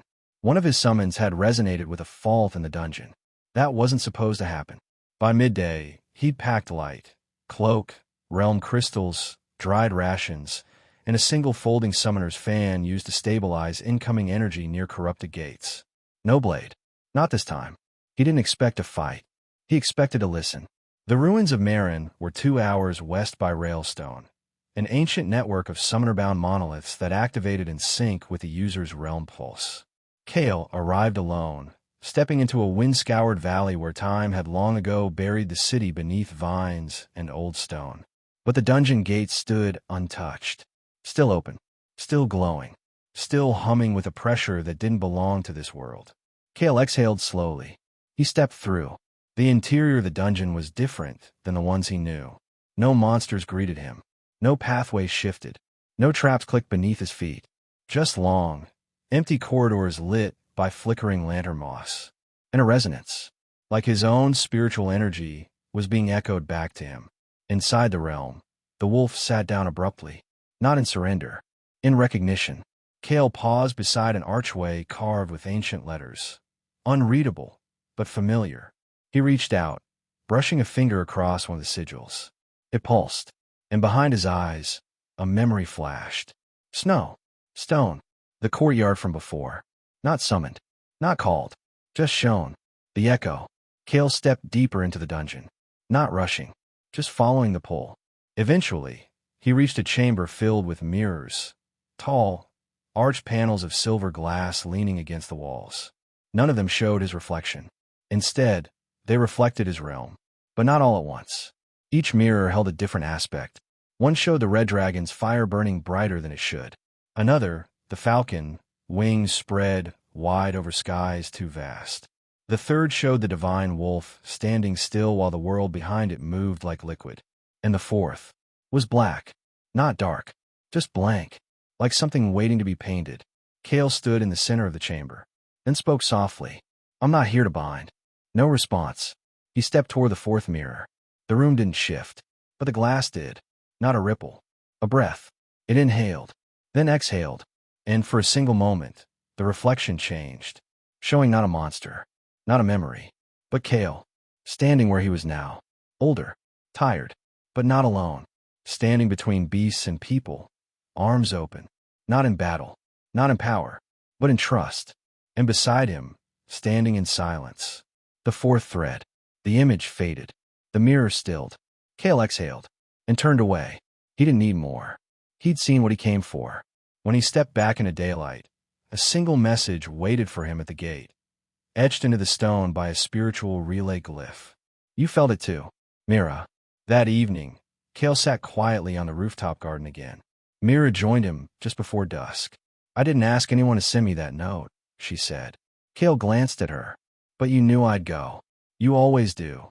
They watched the sky change, that strange ripple passing again, briefly, just above the horizon. Mira was quiet for a while, then asked, did it speak? No, Kael said, but it listened. In the realm, the three divine summons had calmed. The dragon lay curled, fire steady. The falcon drifted low, wings tucked. The wolf rested near the fourth zone's edge, guarding it, not fearing it. And the echo, still pulsing, still unnamed by the world, but now, present. The message arrived sealed in gold. Not wax, not spiritual energy, just thin, flawless metal wrapped around a slip of parchment and delivered by a courier with gloves too clean for street work. Kael broke the seal carefully. Inside, the words were few. To Kael of fallow mist. You have drawn the eyes of too many. Some wish to protect you. Others wish to test you. We intend to do both. Please report to the Outer Coliseum tomorrow at midday. This is not a recruitment. It is a measure. VC. No signature. But Kael didn't need one. He knew the initials. Verdant Crown. One of the 7 major summon guilds with access to divine class training platforms. Known for their combat efficiency and spiritual discipline. And for sending their chosen duelists to evaluate those who refuse to join. Kael folded the letter slowly. Inside his realm, the red dragon rumbled faintly. Not anger, just awareness. The falcon watched from above. The wolf rose and began pacing along the frost line. They all knew what this meant. Not danger, not war, an attempt to draw him out. The next morning, the Outer Coliseum was already buzzing when Kael arrived. He walked alone through the high stone archways, his coat plain, his steps quiet. Students whispered as he passed. A few instructors paused, pretending not to watch. At the far end of the arena floor, a girl waited. Tall, clean posture, armor woven from beast thread and spirit glass, her coat bearing the deep green insignia of the Verdant Crown. A long summoner's sash coiled at her hip like a living vine. The air shimmered faintly around her. Kael stopped across from her, 30 paces apart. She inclined her head. Kael of fallow mist, she said. He nodded once. And you? Arlen Sereth, divine ranked, Tier 3 guild combatant. My summons are registered. Kael didn't ask what they were. He didn't need to know. She continued. I was instructed not to defeat you, only to test your depth. Kael tilted his head slightly. And if I refuse? You're not required to fight, she said. But silence breeds assumption. Most guilds already assume you're hiding something. Kael met her gaze. I'm not hiding, he said. I'm choosing. The crowd hushed as the announcer lifted a hand. This wasn't a tournament. There would be no cheering, no scoring, just observation. Kael stepped forward. So did Arlen. The duel began without a signal. The air shimmered as Arlen summoned her first beast, a spiral elk, horned and elegant, its hooves creating soft spirals of light with every step. Wind-based, agile, not built for brute strength. Kael didn't summon. Not yet. He stepped to the side, body relaxed. Measured, the elk charged, and Kael sidestepped with barely a shift in breath. A second summon flickered into existence. A glass serpent, almost invisible in the light. It moved across the sand with razor precision, coils gleaming with reflection spells. Still, Kael didn't respond. In the stands, the instructors murmured. He's letting her set tempo. Is he stalling? No. He's reading. Reading what? Limits. When the serpent snapped at him, Kael finally moved. His hand flicked forward, not to summon, just to draw a small mark in the air. A binding glyph. Silent. Simple. The serpent slowed. Kael's body shifted. Low. Centered. And he used the brief pause to land a grounded strike across the creature's snout, disrupting the summon's form. The beast shattered in a shimmer of light. One down. The elk turned. But Kael didn't wait. This time, he called the falcon. No burst. No show. Just a sharp whisper of wind and the shimmer of silver wings folding into place above him. The falcon moved before Arlen could blink. It didn't strike. It didn't roar. It hovered, calm, quiet, eyes locked on the elk like a judge more than a hunter. The elk froze, then stepped back. Arlen raised her hand slightly. Kael met her eyes. This is restraint, he said softly, not weakness. She was quiet for a moment, then nodded once, and dismissed her summon. The match ended without climax. No explosion, no knockdown, just stillness, and a shared understanding between two summoners who both chose control over spectacle. Later, on the edge of the arena, Arlen approached him while the crowd dispersed. You don't summon to overpower, she said. I summon to understand. She nodded, then said something he didn't expect. You're better than I was at your stage. Kael glanced sideways. That's not the kind of thing most guild duelists say. I'm not most. She offered a small card, not a guild invitation. Just her name, and a summoner's link crystal embedded in the edge. Not everyone in the guild wants you recruited, she said. Some of us just want to see how far you'll walk. Then she turned and left. That evening, Kael sat at the rooftop garden again. Mira joined him, silent as ever. You didn't lose, she said. Kael sipped tea. I didn't win either. No, Mira replied. But you showed them something more dangerous than strength. What's that? She looked at him. Clarity. In the realm, the summons had settled again. The red dragon slept. The falcon drifted, silent. The wolf lay across the frost ledge, eyes half-lidded. And in the fourth zone, the echo pulsed. Not loudly, not urgently, just present. The summons came at sunrise. This time, it wasn't from a guild, or the council. It came from the academy itself, scrawled in neat ink across age parchment, slipped under Kael's door with a faint scent of charcoal and ancient books. Summoner Kael, you have been granted limited access to Archive Vault C of Zephyr's Athenaeum. Key will be provided upon arrival. Entry time. Today, 8th bell. Escort not required. Request not optional. That last line made him pause. But he folded the note, tucked it into his coat, and prepared to walk. The vault wasn't part of the standard archive. It was sealed. Old stone, warded steps, and a door bound by 3 different glyph systems. The kind of place that looked like it hadn't been opened in decades, maybe longer. Kael approached quietly. At the threshold, an elderly summoner waited. He said nothing, just handed Kael a brass, key etched with curling marks, and a single glowing symbol at the top. A loop. Kael recognized the symbol from his realm. The echo pulsed gently behind his ribs. The door opened with a slow, grinding sigh. Inside was dust, silence, and stone shelves packed with unmarked tomes and scroll cylinders too fragile to lift with bare hands. Magical stabilizers hovered over some of the stacks, glowing dimly, like fireflies caught in still time.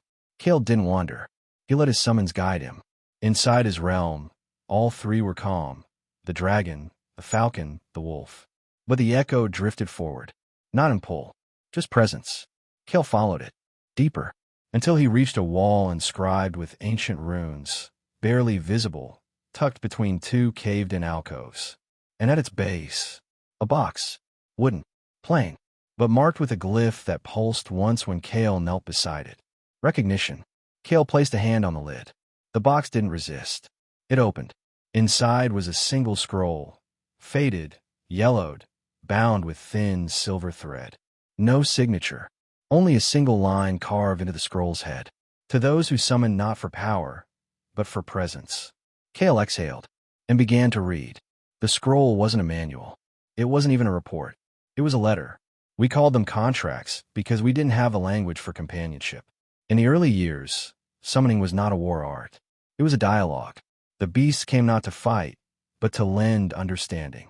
They asked for nothing but care and quiet. We listened, and they stayed. But then came the classifications, the guilds, the demands, the scaling. Divine summons became weapons, and the ones who came to speak stopped coming at all. Kael's chest tightened. He read further. The fourth thread is not a mutation. It is a memory, a longing for the old way. It will not grant strength. It will not win battles. But it will remember what you are when you forget. It will show you what remains when your other bonds grow quiet. Only those who summon in silence can see it, and only those who resist calling it will ever understand it. Do not try to name it for power. Name it for peace. Unknown scholar of the pre-contract era. Kael closed the scroll slowly. Dust fell around him, soft as snow. His realm pulsed once, a warm, even hum. No voice, no vision, just recognition. He stayed seated for a while longer, letting the quiet sink into his skin. This was what his journey had been building toward, wasn't it? Not more summons, not rank, but a way of seeing. A path where summons came not as tools, but as companions. And the echo was the memory of that path. When Kael emerged from the vault an hour later, the old summoner at the door simply nodded. You found it, he said. Kael nodded back. I wasn't looking for power, which is why it showed you truth. That night, he stood at the edge of his realm again. The echo drifted in place. No form, no command. Just pulsing. Kael sat cross-legged before it.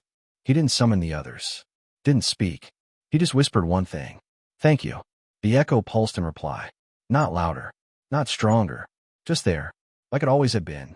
The assignment came through the Academy's quiet channels. No fanfare. No crest. A parchment page, folded 3 times, pinned to Kael's dorm door with a thread of faint spiritual ink. To Kael, a phallomist. A low-activity wildwood outside Zephyr's southern bounds has begun to show anomaly signs. Summons summoned within its borders have been failing to respond. Not breaking. Not dying. Refusing. Several researchers have reported missing contracted beasts. Others claim their summons are simply walking away. The area is known as Whisper Root. You are requested to observe. Nothing more. Report what listens. Do not call. Kael read it twice. Then packed. Whisper Root wasn't marked on any recent maps. It existed in the margins, a gentle forest between riverbend cliffs and wind-shaped stone. The kind of place the council never bothered to classify because it wasn't dangerous, just forgotten. The trees there grew close together, willowy, soft, their leaves pale green even in the heat of summer. Mist clung to the forest floor. The air always felt like it had just rained, even if it hadn't in days. Kael arrived alone. No escort. No crowd. No welcome. Only the trees. He stepped carefully beneath the canopy. The realm stirred as he entered. The red dragon pulsed, but stayed still. The falcon opened its wings but didn't take flight. The wolf rose, alert, ears forward. The echo watched. Kael didn't summon anyone. Not yet. He let the forest speak first. He found the first sign of strangeness within minutes. A shattered contract glyph, not broken by force, but peeled away, like bar from old wood. Kael crouched beside it. The summon it belonged to hadn't been severed. It had been released, but not by the summoner, by the summon. Further in, he found the remains of a small research camp. Empty tents, unlit lanterns, piles of notes, some half-written, abandoned mid-sentence. He flipped through one. The summons won't stay, even ones with strong contracts. They stand still, then walk away. No rebellion, no aggression, just refusal. One familiar cried while walking. Refused to stop. eyes wide open, but looking somewhere else. Not wild magic, not corruption, just quiet. Kael felt the wolf stir in his realm again. The echo pulsed gently. Near the edge of the camp, he found something else. A path. Not marked, not worn, but felt.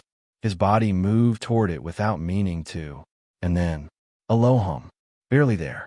Like music someone had stopped playing centuries ago, but still lingered in the wood.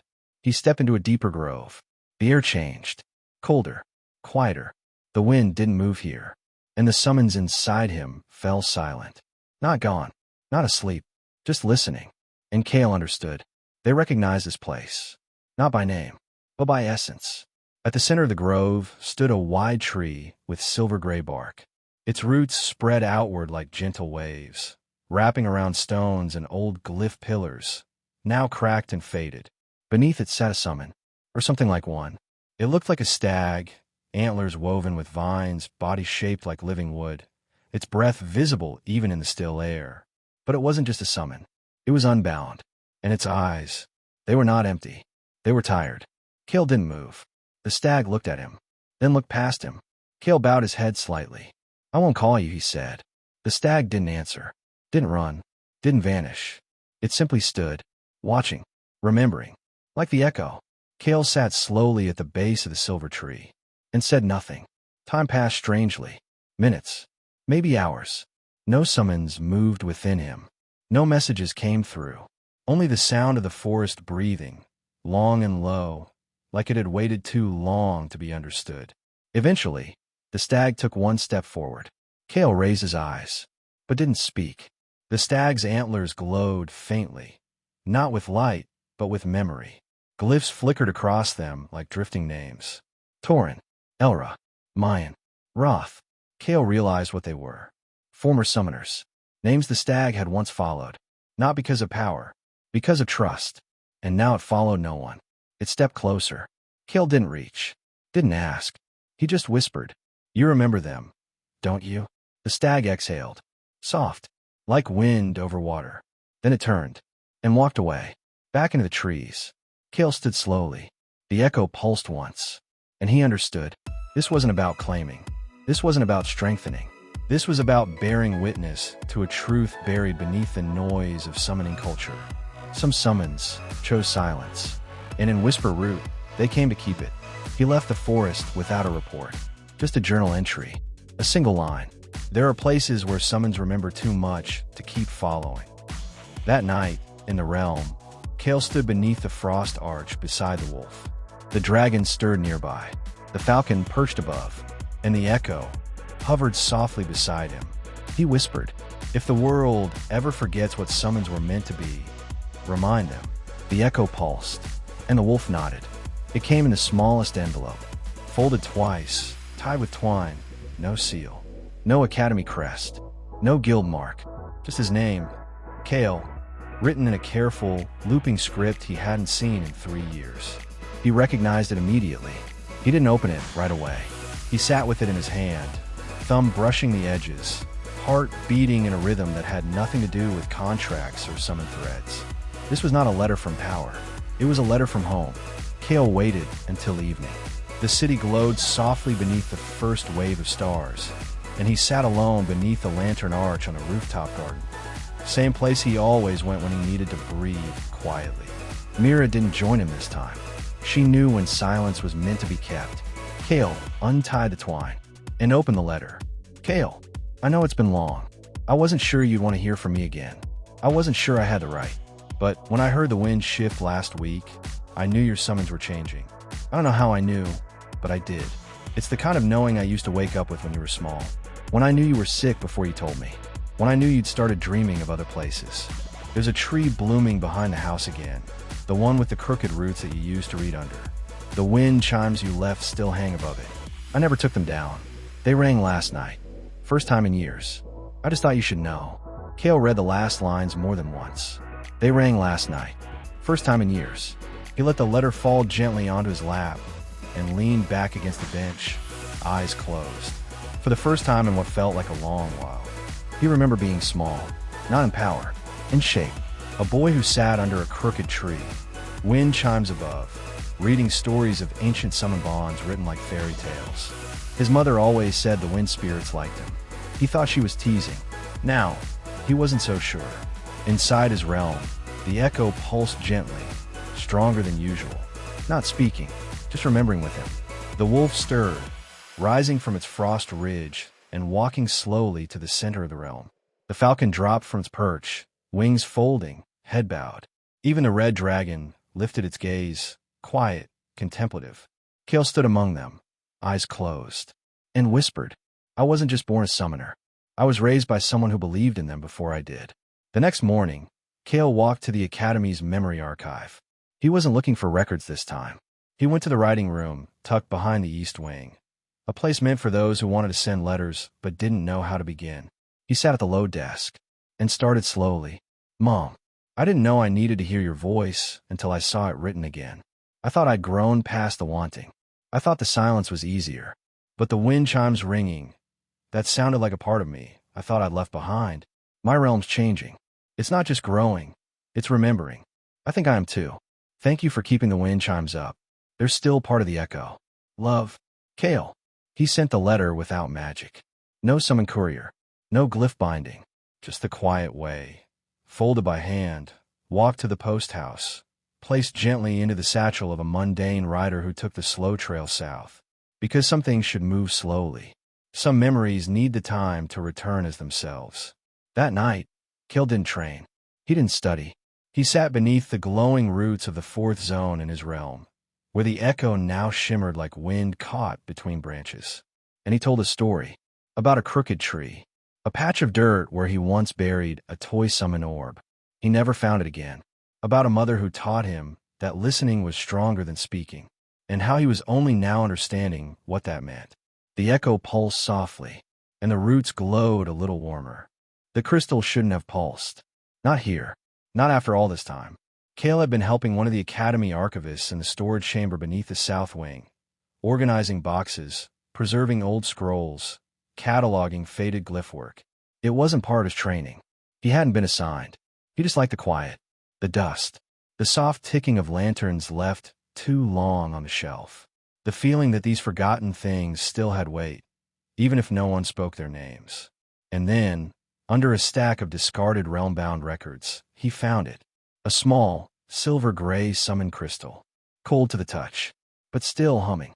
He held it up gently. The glow was faint, barely visible, like a flicker caught behind smoke. But it was there, alive, not sealed, not broken, still waiting. Kael stared at it for a long moment. "Who did you belong to?" he whispered. The archivist didn't recognize it. Neither did the records assistant. The registry bore no active signature. It was marked as uncategorized, misplaced, no bond match. But Kael knew better. This wasn't a lost trinket. This was a summon still tethered, even if the summoner was long gone. That evening, Kael took it back to his room. He sat at the desk, placed the crystal on a folded cloth, and called his summons one by one into the realm. The red dragon blinked first, staring down at the orb with quiet heat, tail flicking once. The falcon perched above, head tilted. The wolf stepped forward, ears raised. And the echo pulsed. Soft, focused, not on the crystal itself, but on what was left inside it. Kael closed his eyes, reached out with calm intention, and touched the crystal again. It opened, not violently, just gently, like a page turning in an old book. The realm around him blinked once, then reshaped. Not a full summon zone, just a memory space, a small clearing. Wind chimes, low stone benches carved with spiral symbols, a flicker of laughter, echoing faintly. And at the center, standing, quiet, unsure, a summon beast, no more than waist-high, shaped like a cross between a fox and a deer, with soft violet fur and two pale antlers that shimmered with moonlight. It blinked at him, not afraid, just confused. Kael stepped forward slowly. "You're still here," he whispered. The creature's ears flicked. Then it lowered its head, cautiously stepping closer. Kael didn't move. He let it sniff his hand. It was warm, solid, real, but clearly not fully connected to him. Because it wasn't meant to be. This wasn't his summon. He was holding someone else's bond. Someone who, for whatever reason, had never released it, or never returned. He sat down beside the little beast, and waited.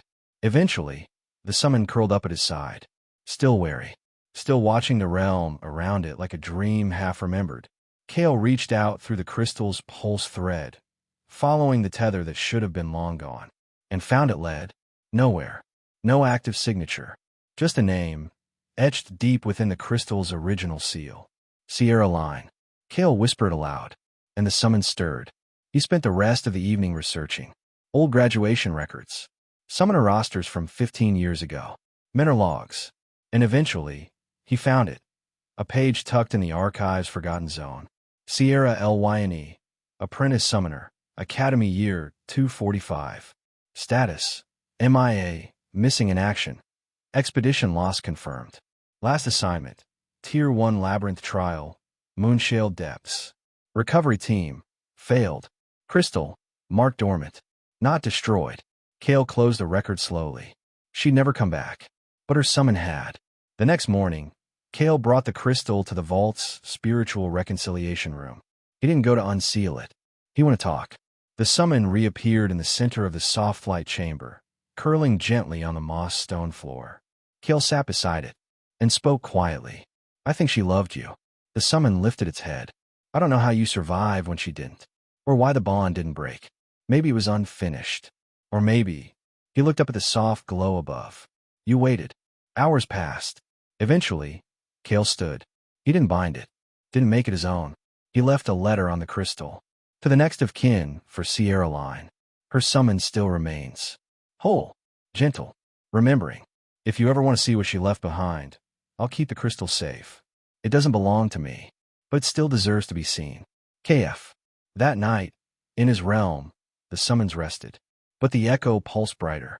Kael stood beside it, hands in his pockets, eyes on the fourth zone's horizon. I think summons remember more than we ever asked them to, he said. The echo pulsed. Once. Then again. Not louder. Just longer. The lanterns in the Academy's central hall were still burning when Kael arrived. He hadn't planned to come, but the invitation had been too direct to ignore. Not a form notice. Not a letter left at his door. It had been a conversation. A real one. Face to face. Earlier that evening, Kael had been walking the east corridor after dusk, hands in his pockets, when a voice stopped him. Measured. Warm. Stern. Summoner Kael. He turned. A woman stood by the shadowed arch near the staircase landing. Older, her hair bound in silver thread. Her robe bore the sigil of the Verdant Hall, the Academy's central governing body. Her name was Instructor Hallan Voss, one of the longest-seated spiritual ethicists in Zephyra. She approached slowly, as if giving him time to leave. He didn't. I don't want to pressure you, she said. But you will, he replied quietly. She nodded. I will.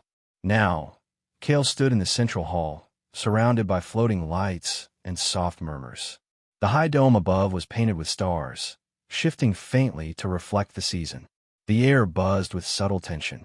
Because tomorrow, for the first time in decades, the Academy would host a Summoners' Council vote. 1 seat, 2 nominees, both instructors. And for the first time, apprentice summoners were invited to weigh in. He made his way toward the outer balcony and found someone waiting there, exactly as expected. Instructor Raylon Fern, a quiet man, tall, thin, known for teaching realm crafting theory, and for speaking only when he felt silence had finished its work. He turned as Kael approached. I appreciate you coming, Raylon said. I didn't say I was staying. Raylon gave the faintest hint of a smile. Even better. Kael leaned on the balcony edge, watching the firelights drift between towers. You're not going to ask me to support you? He asked. No, Raylon said, but I will ask you to understand. They stood in quiet for a while. Then Raylon said, if Hallan takes the seat, she will do what she believes is right. I respect her. She believes in measured power. And you? Kael asked. Raylon's gaze drifted skyward. I believe in quiet thresholds. In summoners who walk without sound. Who never summon to show, only to listen. But that isn't popular. Kael said nothing. Raylon continued. You're already being cited in pre-vote briefings. Not by name, but by deed. The council's watching to see what kind of future you represent. Kael turned. I'm not running. But you're becoming a question, Raylon said. And that's more dangerous. Later, as Kael left the balcony, he found Hal and Voss waiting for him in the corridor. She gave a polite nod. Fern spoke to you. Kael nodded back. He listened. She smiled, but it didn't reach her eyes. You know, Kael, if you chose to support me, I could ensure your access to more stable summon archives. Proper facilities. Research assistance. I don't need that. I think you will, she said softly. There's a limit to how far silence can take you. Kael didn't reply, but his next words were clear. Then I'll walk farther. He didn't attend the voting circle the next day. He didn't need to. He walked the outer gardens instead. Let the city breathe. And trusted the wind. Inside his realm, the falcon flew higher than usual, sensing the tension in the air. The wolf lay still. The dragon watched. And the echo pulsed once, slow even. Not guiding, just being. Later that evening, a student messenger found him seated near the koi pond. He handed Kael a folded slip. The vote results. Council seat. Verdon Hall decision. Winner. Raylon Fern. Notes. Minor apprentice influence shift recorded. Not decisive. Observation. Kael of Falomist mentioned 12 times in deliberations. Kael refolded the note, placed it in his satchel, and let the koi ripple the silence. That night, a soft knock came at his door. Mira stood outside. She raised an eyebrow. You didn't vote. No, Kael said. You were still the loudest person in the room. He smiled faintly. I didn't speak. She held up a wrapped rice bun. Then eat instead. They sat under the stars again, Mira watching the sky, Kael watching the quiet. Eventually, she asked, Did you want him to win? Kael thought for a long time, then answered, I wanted the path to stay wide. The wind of the mountain pass carried more than chill. It carried rumor. That's what Kael thought as he dismounted near the edge of the Zephyr Ridge Trail, boots crunching softly on frost-stiffened earth. He wasn't alone. A dozen others had already come and gone. Scouts, watchers, even one ranking summoner who had tried to bind it. None had succeeded, because the creature that appeared on the ridge wasn't wild, and it wasn't summoned. It had simply arrived, and then stayed. Kael followed the slope trail on foot. The sun was beginning to dip behind the high peaks, casting long shadows across the narrow switchbacks. The cliffs above were steep, but not hostile. The wind here never shouted. It whispered. When Kael crested the final ridge, he saw it. The beast, tall as a house, broad, not monstrous, but massive. Its fur was pale silver, mottled with dust gray patterns across the flanks. Too long, curling horns arched back over its skull, wrapped in vines that swayed like loose silk. Its eyes were closed. It was seated, not guarding, not watching, just waiting. Kael didn't summon anyone. Not the dragon, not the falcon, not the wolf. But in his chest, they all stirred. The echo pulsed steadily. No fear, just readiness. He stepped forward, slowly, boots pressing into snow that hadn't melted despite the season. The creature opened one eye, the color of cloud light before storm. Kael bowed his head. I'm not here to bind you. The creature's ear twitched. I'm here to ask why you came. The beast didn't speak, not in words, but the mountain shifted. A low pulse moved through the stone beneath Kael's feet. His mark warmed. The echo rose in his mind, brushing his thoughts like a wind that carried not answers, but meanings. I was summoned long ago, but my caller is gone, and my purpose ended before I was dismissed. Kael's breath caught. The creature didn't belong here, but it wasn't intruding. It was wandering, unanchored, unfinished. Kael stepped closer, kneeling at the edge of the cliff where the creature sat. You don't have to wait anymore, he said softly. I think you've already arrived. The creature's eye closed again, and it let out a long breath. Snow shifted. The wind circled once around the summit. Then the beast lowered its head, horns brushing the dirt. It wasn't kneeling. It was resting, and for the first time since it had arrived, it looked at peace. Later, Kael sat with it beneath the twilight sky. No guards, no scouts, no spells, just presence. He spoke softly, about summons he hadn't called, about his mother's wind chimes, about the name he'd given the echo. And the beast listened, not because it was his, but because it chose to. When Kael stood to leave, the beast did not follow, but raised its head, and for a brief moment, Kael saw a shimmer above its horns. Not a mark, not a brand. A symbol, a mirrored spiral, not a contract, a return. Kael placed a hand over his chest and nodded. The walk back was quiet. Inside his realm, the summon stirred, but with calm. The red dragon's eyes glowed faintly, as if watching something distant. The falcon perched lower than usual, close. The wolf lay beside the frost ridge, unmoving. And the echo flickered once with a gentle shimmer of mountain wind. Kael stood in the center of it all, and whispered, "Not all summons are waiting to be called." It was never on the maps, not even the old ones. But Kael had heard whispers of it since his first season at the academy. A place beneath Zephyra where the walls still breathed with memory, where the faintest traces of ancient summoned realms remained, not active, not dangerous, just present. The faculty called it the Silent Vault. Summoners called it something else. The City of Echoes. He received permission quietly. A simple note signed by Instructor Raylon. No ceremony. No announcement. "You've been listening long enough. Let the echoes speak back." Kael packed light. Only a satchel, a realm lantern, and a palm crystal set to stabilize environmental shifts. His summons didn't stir when he left, but they followed. Even the echo. Especially the echo. The entrance was hidden behind the lower conservatory, a vine-covered gate beneath a row of abandoned training terraces. Most students thought it led to the old cellar archives. It didn't. Kael placed his hand on the stone glyph beside the door. It pulsed. Once. Then the door slid inward with a sound like breath, escaping through old fabric. The air beyond was cool and still. Stone corridors curved downward, lit only by crystals sealed in ancient lantern brackets. The floor sloped gently. Not stairs, not steps. Like the vault had been carved by patience, not force. Kael walked slowly, and with each step, he felt it, a rel within the walls. Not his, not anyone's now, but remnants. Pieces of once complete bonds that had long since faded or been left behind. He passed the first chamber. Its walls were covered in vines, not natural ones, but spectral projections, forever winding in a loop. At the center of the floor sat a rusted summoning circle. No beast appeared, no sound echoed, only silence. But Kael felt it. This was once a place of devotion. A summoner who had called a garden-bound beast, not for battle, for peace. The second chamber was colder. Empty pedestals lined the walls, each marked with a single glowing rune. Kael walked past them slowly. As he reached the fourth pedestal, his realm mark pulsed. The wolf stirred, then stilled. Kael placed a hand on the stone, and for a moment he saw something. A child, alone, summoning not out of confidence, but fear. A realm born from a need to not be left behind. Kael lowered his hand and whispered, "You weren't." He walked deeper. The chambers grew more elaborate. Some held echoes of battle, cracked floors, lingering heat, the shape of beasts long dissolved into memory. Others held only stillness, but not emptiness. Kael could feel them, like dreams that hadn't been finished, or promises whisper across time. Eventually, the corridor narrowed into a low archway carved with mirrored glyphs.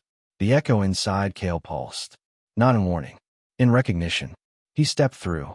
The room beyond was round, quiet, lit by nothing but a circle of dust floating mid-air, like powdered light held in suspension. Kael stepped to the center. The moment he did, the light shifted, and the room began to remember. Not violently, softly. A shimmer formed around him, transparent outlines of a realm that had once been vast. Sky like parchment, mountains shaped from calligraphy ink. And in the air, a quiet melody, not sung, but remembered. Kael stood still. The echo pulsed. This was the first. Kael's breath caught. The first what? The shimmer pulsed again, and the room whispered. The first realm opened not for power, but for prayer. He looked around slowly. There was no beast here, only a lingering presence. Not divine, not monstrous, just intentional. A space that once held stories, now holding quiet. Kael dropped to one knee and bowed his head. "I won't take anything," he said. "I just wanted to see." The realm shimmer faded. The dust settled, and the vault breathed once more. Kael rose and walked back the way he came. Not faster, not lighter, just quieter, like he had borrowed a truth and promised not to keep it.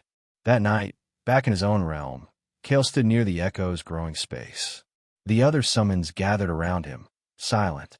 He whispered, "There are cities beneath our cities, and stories beneath our summons. The echo pulsed once. Then again. Soft. Even. Present. And Kael understood. Some realms don't vanish. They become echoes so others can walk through them. And listen. It began as a rumor. Not shouted. Not whispered. Just spoken. Softly between classes. Passed hand to hand like folded paper in a quiet hallway. Did you see it too? It wasn't mine. But it looked at me like it knew my name. At first, Kael didn't listen. Until Mira found him one morning in the outer courtyard, her eyes sharper than usual. It came into my realm, she said. Kael turned toward her, setting his tea aside. A summon. She shook her head. A presence. It didn't speak. It didn't act. It just stood beside the cliffs and looked west. And when I called it, she paused. Kael finished the sentence for her. It left. Mira nodded. Later that day, Kael visited the Academy's realm attunement chamber, the place where summoners monitored the health and balance of their summon zones. Normally, the room was calm, filled with glowing orbs representing contracted beasts in rest. But today, one of the instructors stood by the edge, frowning at the console. He noticed Kael and waved him over. You've seen your realm lately? Yes, Kael said. What? The man tapped the orb. For a moment, Kael saw it. A shape, not part of his contracts, standing quietly near the echo's ridge. A beast of soft gray and shifting form, its outline blurred at the edges, as if it were made of thought more than flesh. Kael stared at it, then blinked, and it was gone. Inside the realm, the summons were quiet. The red dragon stirred but remained curled. The wolf paced once, then returned to rest. The falcon perched above, wings closed. Only the echo pulsed more deeply than usual. Kael walked through the realm, hands in his pockets, eyes scanning the far ridges. He felt no alarm, but he felt watched, not in fear, in recognition, as if someone were checking if he was still here. It happened again that night. While he was asleep, Kael's dream shifted, not randomly, but deliberately. He stood in a clearing of white trees. Wind brushed the leaves above, though he heard no sound. And from the far end of the grove, the beast appeared, not approaching, just being. Its form was simple, long limbs, tall ears, slender shoulders. No eyes, but it watched him, and when he stepped forward, it didn't move. Instead, a voice, soft, distant, rose from the air like mist curling off warm stone. You still here? Kael stopped. Who are you? He asked. The wind shifted. No answer. Only a second message. You carry the path. The forgotten thread. But threads do not end. They bloom. Kael woke in silence. The message echoed inside him, and when he looked toward the realm tether glowing faintly by his bedside, he saw petals. Small, white shapes drifting gently inside the fourth zone. Not flowers. Memories. Blooming. The following day, students across Zephyr began sharing stories more freely. A beast that arrived without being summoned. It never attacked. Never helped. It simply stood in a quiet part of their realm, looking outward, as if seeing something no one else did. Some feared it. Some welcomed it. But all of them remembered what it left behind. A single thought, clear as a whisper. You are still here. Kael met with Raylon Fern that evening, sharing what little he knew. Raylon didn't look surprised. I saw it once, he said. Years ago. Long before I was ready to understand it. And it didn't stay. Kael tilted his head. Did it speak? Raylon smiled faintly. No, but it stood at the center of my realm and faced me. And when I asked what it was, he paused. It bowed. Later, Kael sat on the rooftop garden, alone again. The sky above was clear. Soft wind carried the scent of memory root flowers blooming too early. Inside his realm, the creature stood once more, near the echo, facing away, unmoving. Kael walked to it, quietly, and spoke. I don't need to bind you, he said. I don't even need to name you. He stood beside it. I just want to know what you see. The creature didn't move, didn't reply. But Kael understood. It didn't come to be understood. It came to remind others they weren't forgotten. The next day, the creature vanished from every realm. No trace, no lingering glow, just silence. And one new flower blooming in Kael's fourth zone. He knelt beside it, and didn't pick it, just listened to the wind moving through the realm. The summons came without noise. No formal courier, no seal, just a folded note, tucked into Kael's satchel while he trained quietly near the frost ridge in his realm. He didn't find it until later. When he unwrapped it, the parchment held a single sentence. The council would like to see what you've become. No time, no location, just knowing. Kael folded the note in silence. Inside his realm, the echo pulsed once. Then again, soft, steady, as if it, too, had been waiting. He arrived at the council chamber just before dusk. This time, no guard stood at the gate. No instructors escorted him. No summons stirred. He walked alone, and he was expected. The chamber wasn't cold. It never had been. People just assumed it was. Kael stepped onto the center platform as the golden light from the high skylight turned the floor to glassy amber. 3 council members sat before him, as they had in the past. Same robes, same silence. But the tone was different. They weren't waiting to measure him now. They were waiting to hear him. Kael of Falomist, the woman in blue said, "You've walked a path most would not choose." Kael said nothing. You did not grow more powerful. You did not rise through combat. You refused guild sponsorship. You refused mentorship. Still, he waited. The man with the scroll spoke next. And yet, here you stand, with 3 divine summons under contract, with a 4th thread in your realm that does not obey the council's classification system. Finally, the enforcer spoke. Her voice was steady, almost quiet. You have broken no law, and yet, you've created something new. Kael raised his eyes. Not created, he said softly. Remembered. The silence in the chamber grew deeper. Not heavy, just present. Kael stepped forward. I haven't tried to rewrite the summoner system, he said. I've just listened to what came before it, to what was buried beneath it, to the summons who didn't want to be used, who wanted to be known. The air pulsed faintly. The echo stirred in his realm, not speaking, just watching with him. Kael continued. I don't want to change the world. He let the next words fall like leaves. I want to keep it from forgetting itself. The man with the scroll nodded once. The woman in blue leaned back in her chair, hands folded in thought. Only the enforcer held Kael's eyes a moment longer. Then she said, "Then we will remember you." And with those words, something shifted in the chamber. Not an announcement, not a declaration, just a quiet recognition. Kael of Falomist. Status, summoner. Realm designation, evolving. Council watch status. Active observation, no restraint. When Kael left the chamber, the sky above Zephyra had turned soft lavender. He didn't smile, didn't celebrate. He just stood at the edge of the upper steps and breathed. In, out, then walked down the long path toward the outer wall gardens, where the first summon he ever called had flickered into life so long ago. The place where everything had started. And quietly, without warning, Mira was there, waiting. She didn't ask. He didn't explain.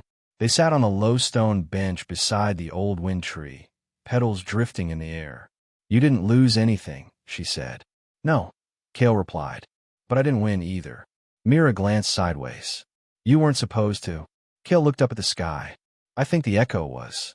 Later, in the realm, Kael stood at the edge of the 4th zone. The wolf sat beside him. The falcon circled low. The red dragon lay coiled, eyes half-lidded. And in the center of the echo's space, a small tree had grown. Its roots were shallow, its branches thin, but its leaves glowed faintly with memory light. And at its base, a mark began to form. Not a glyph, not a crest, just a name, spoken not aloud, but through presence. The listener's thread. Kael bowed his head and let the tree grow.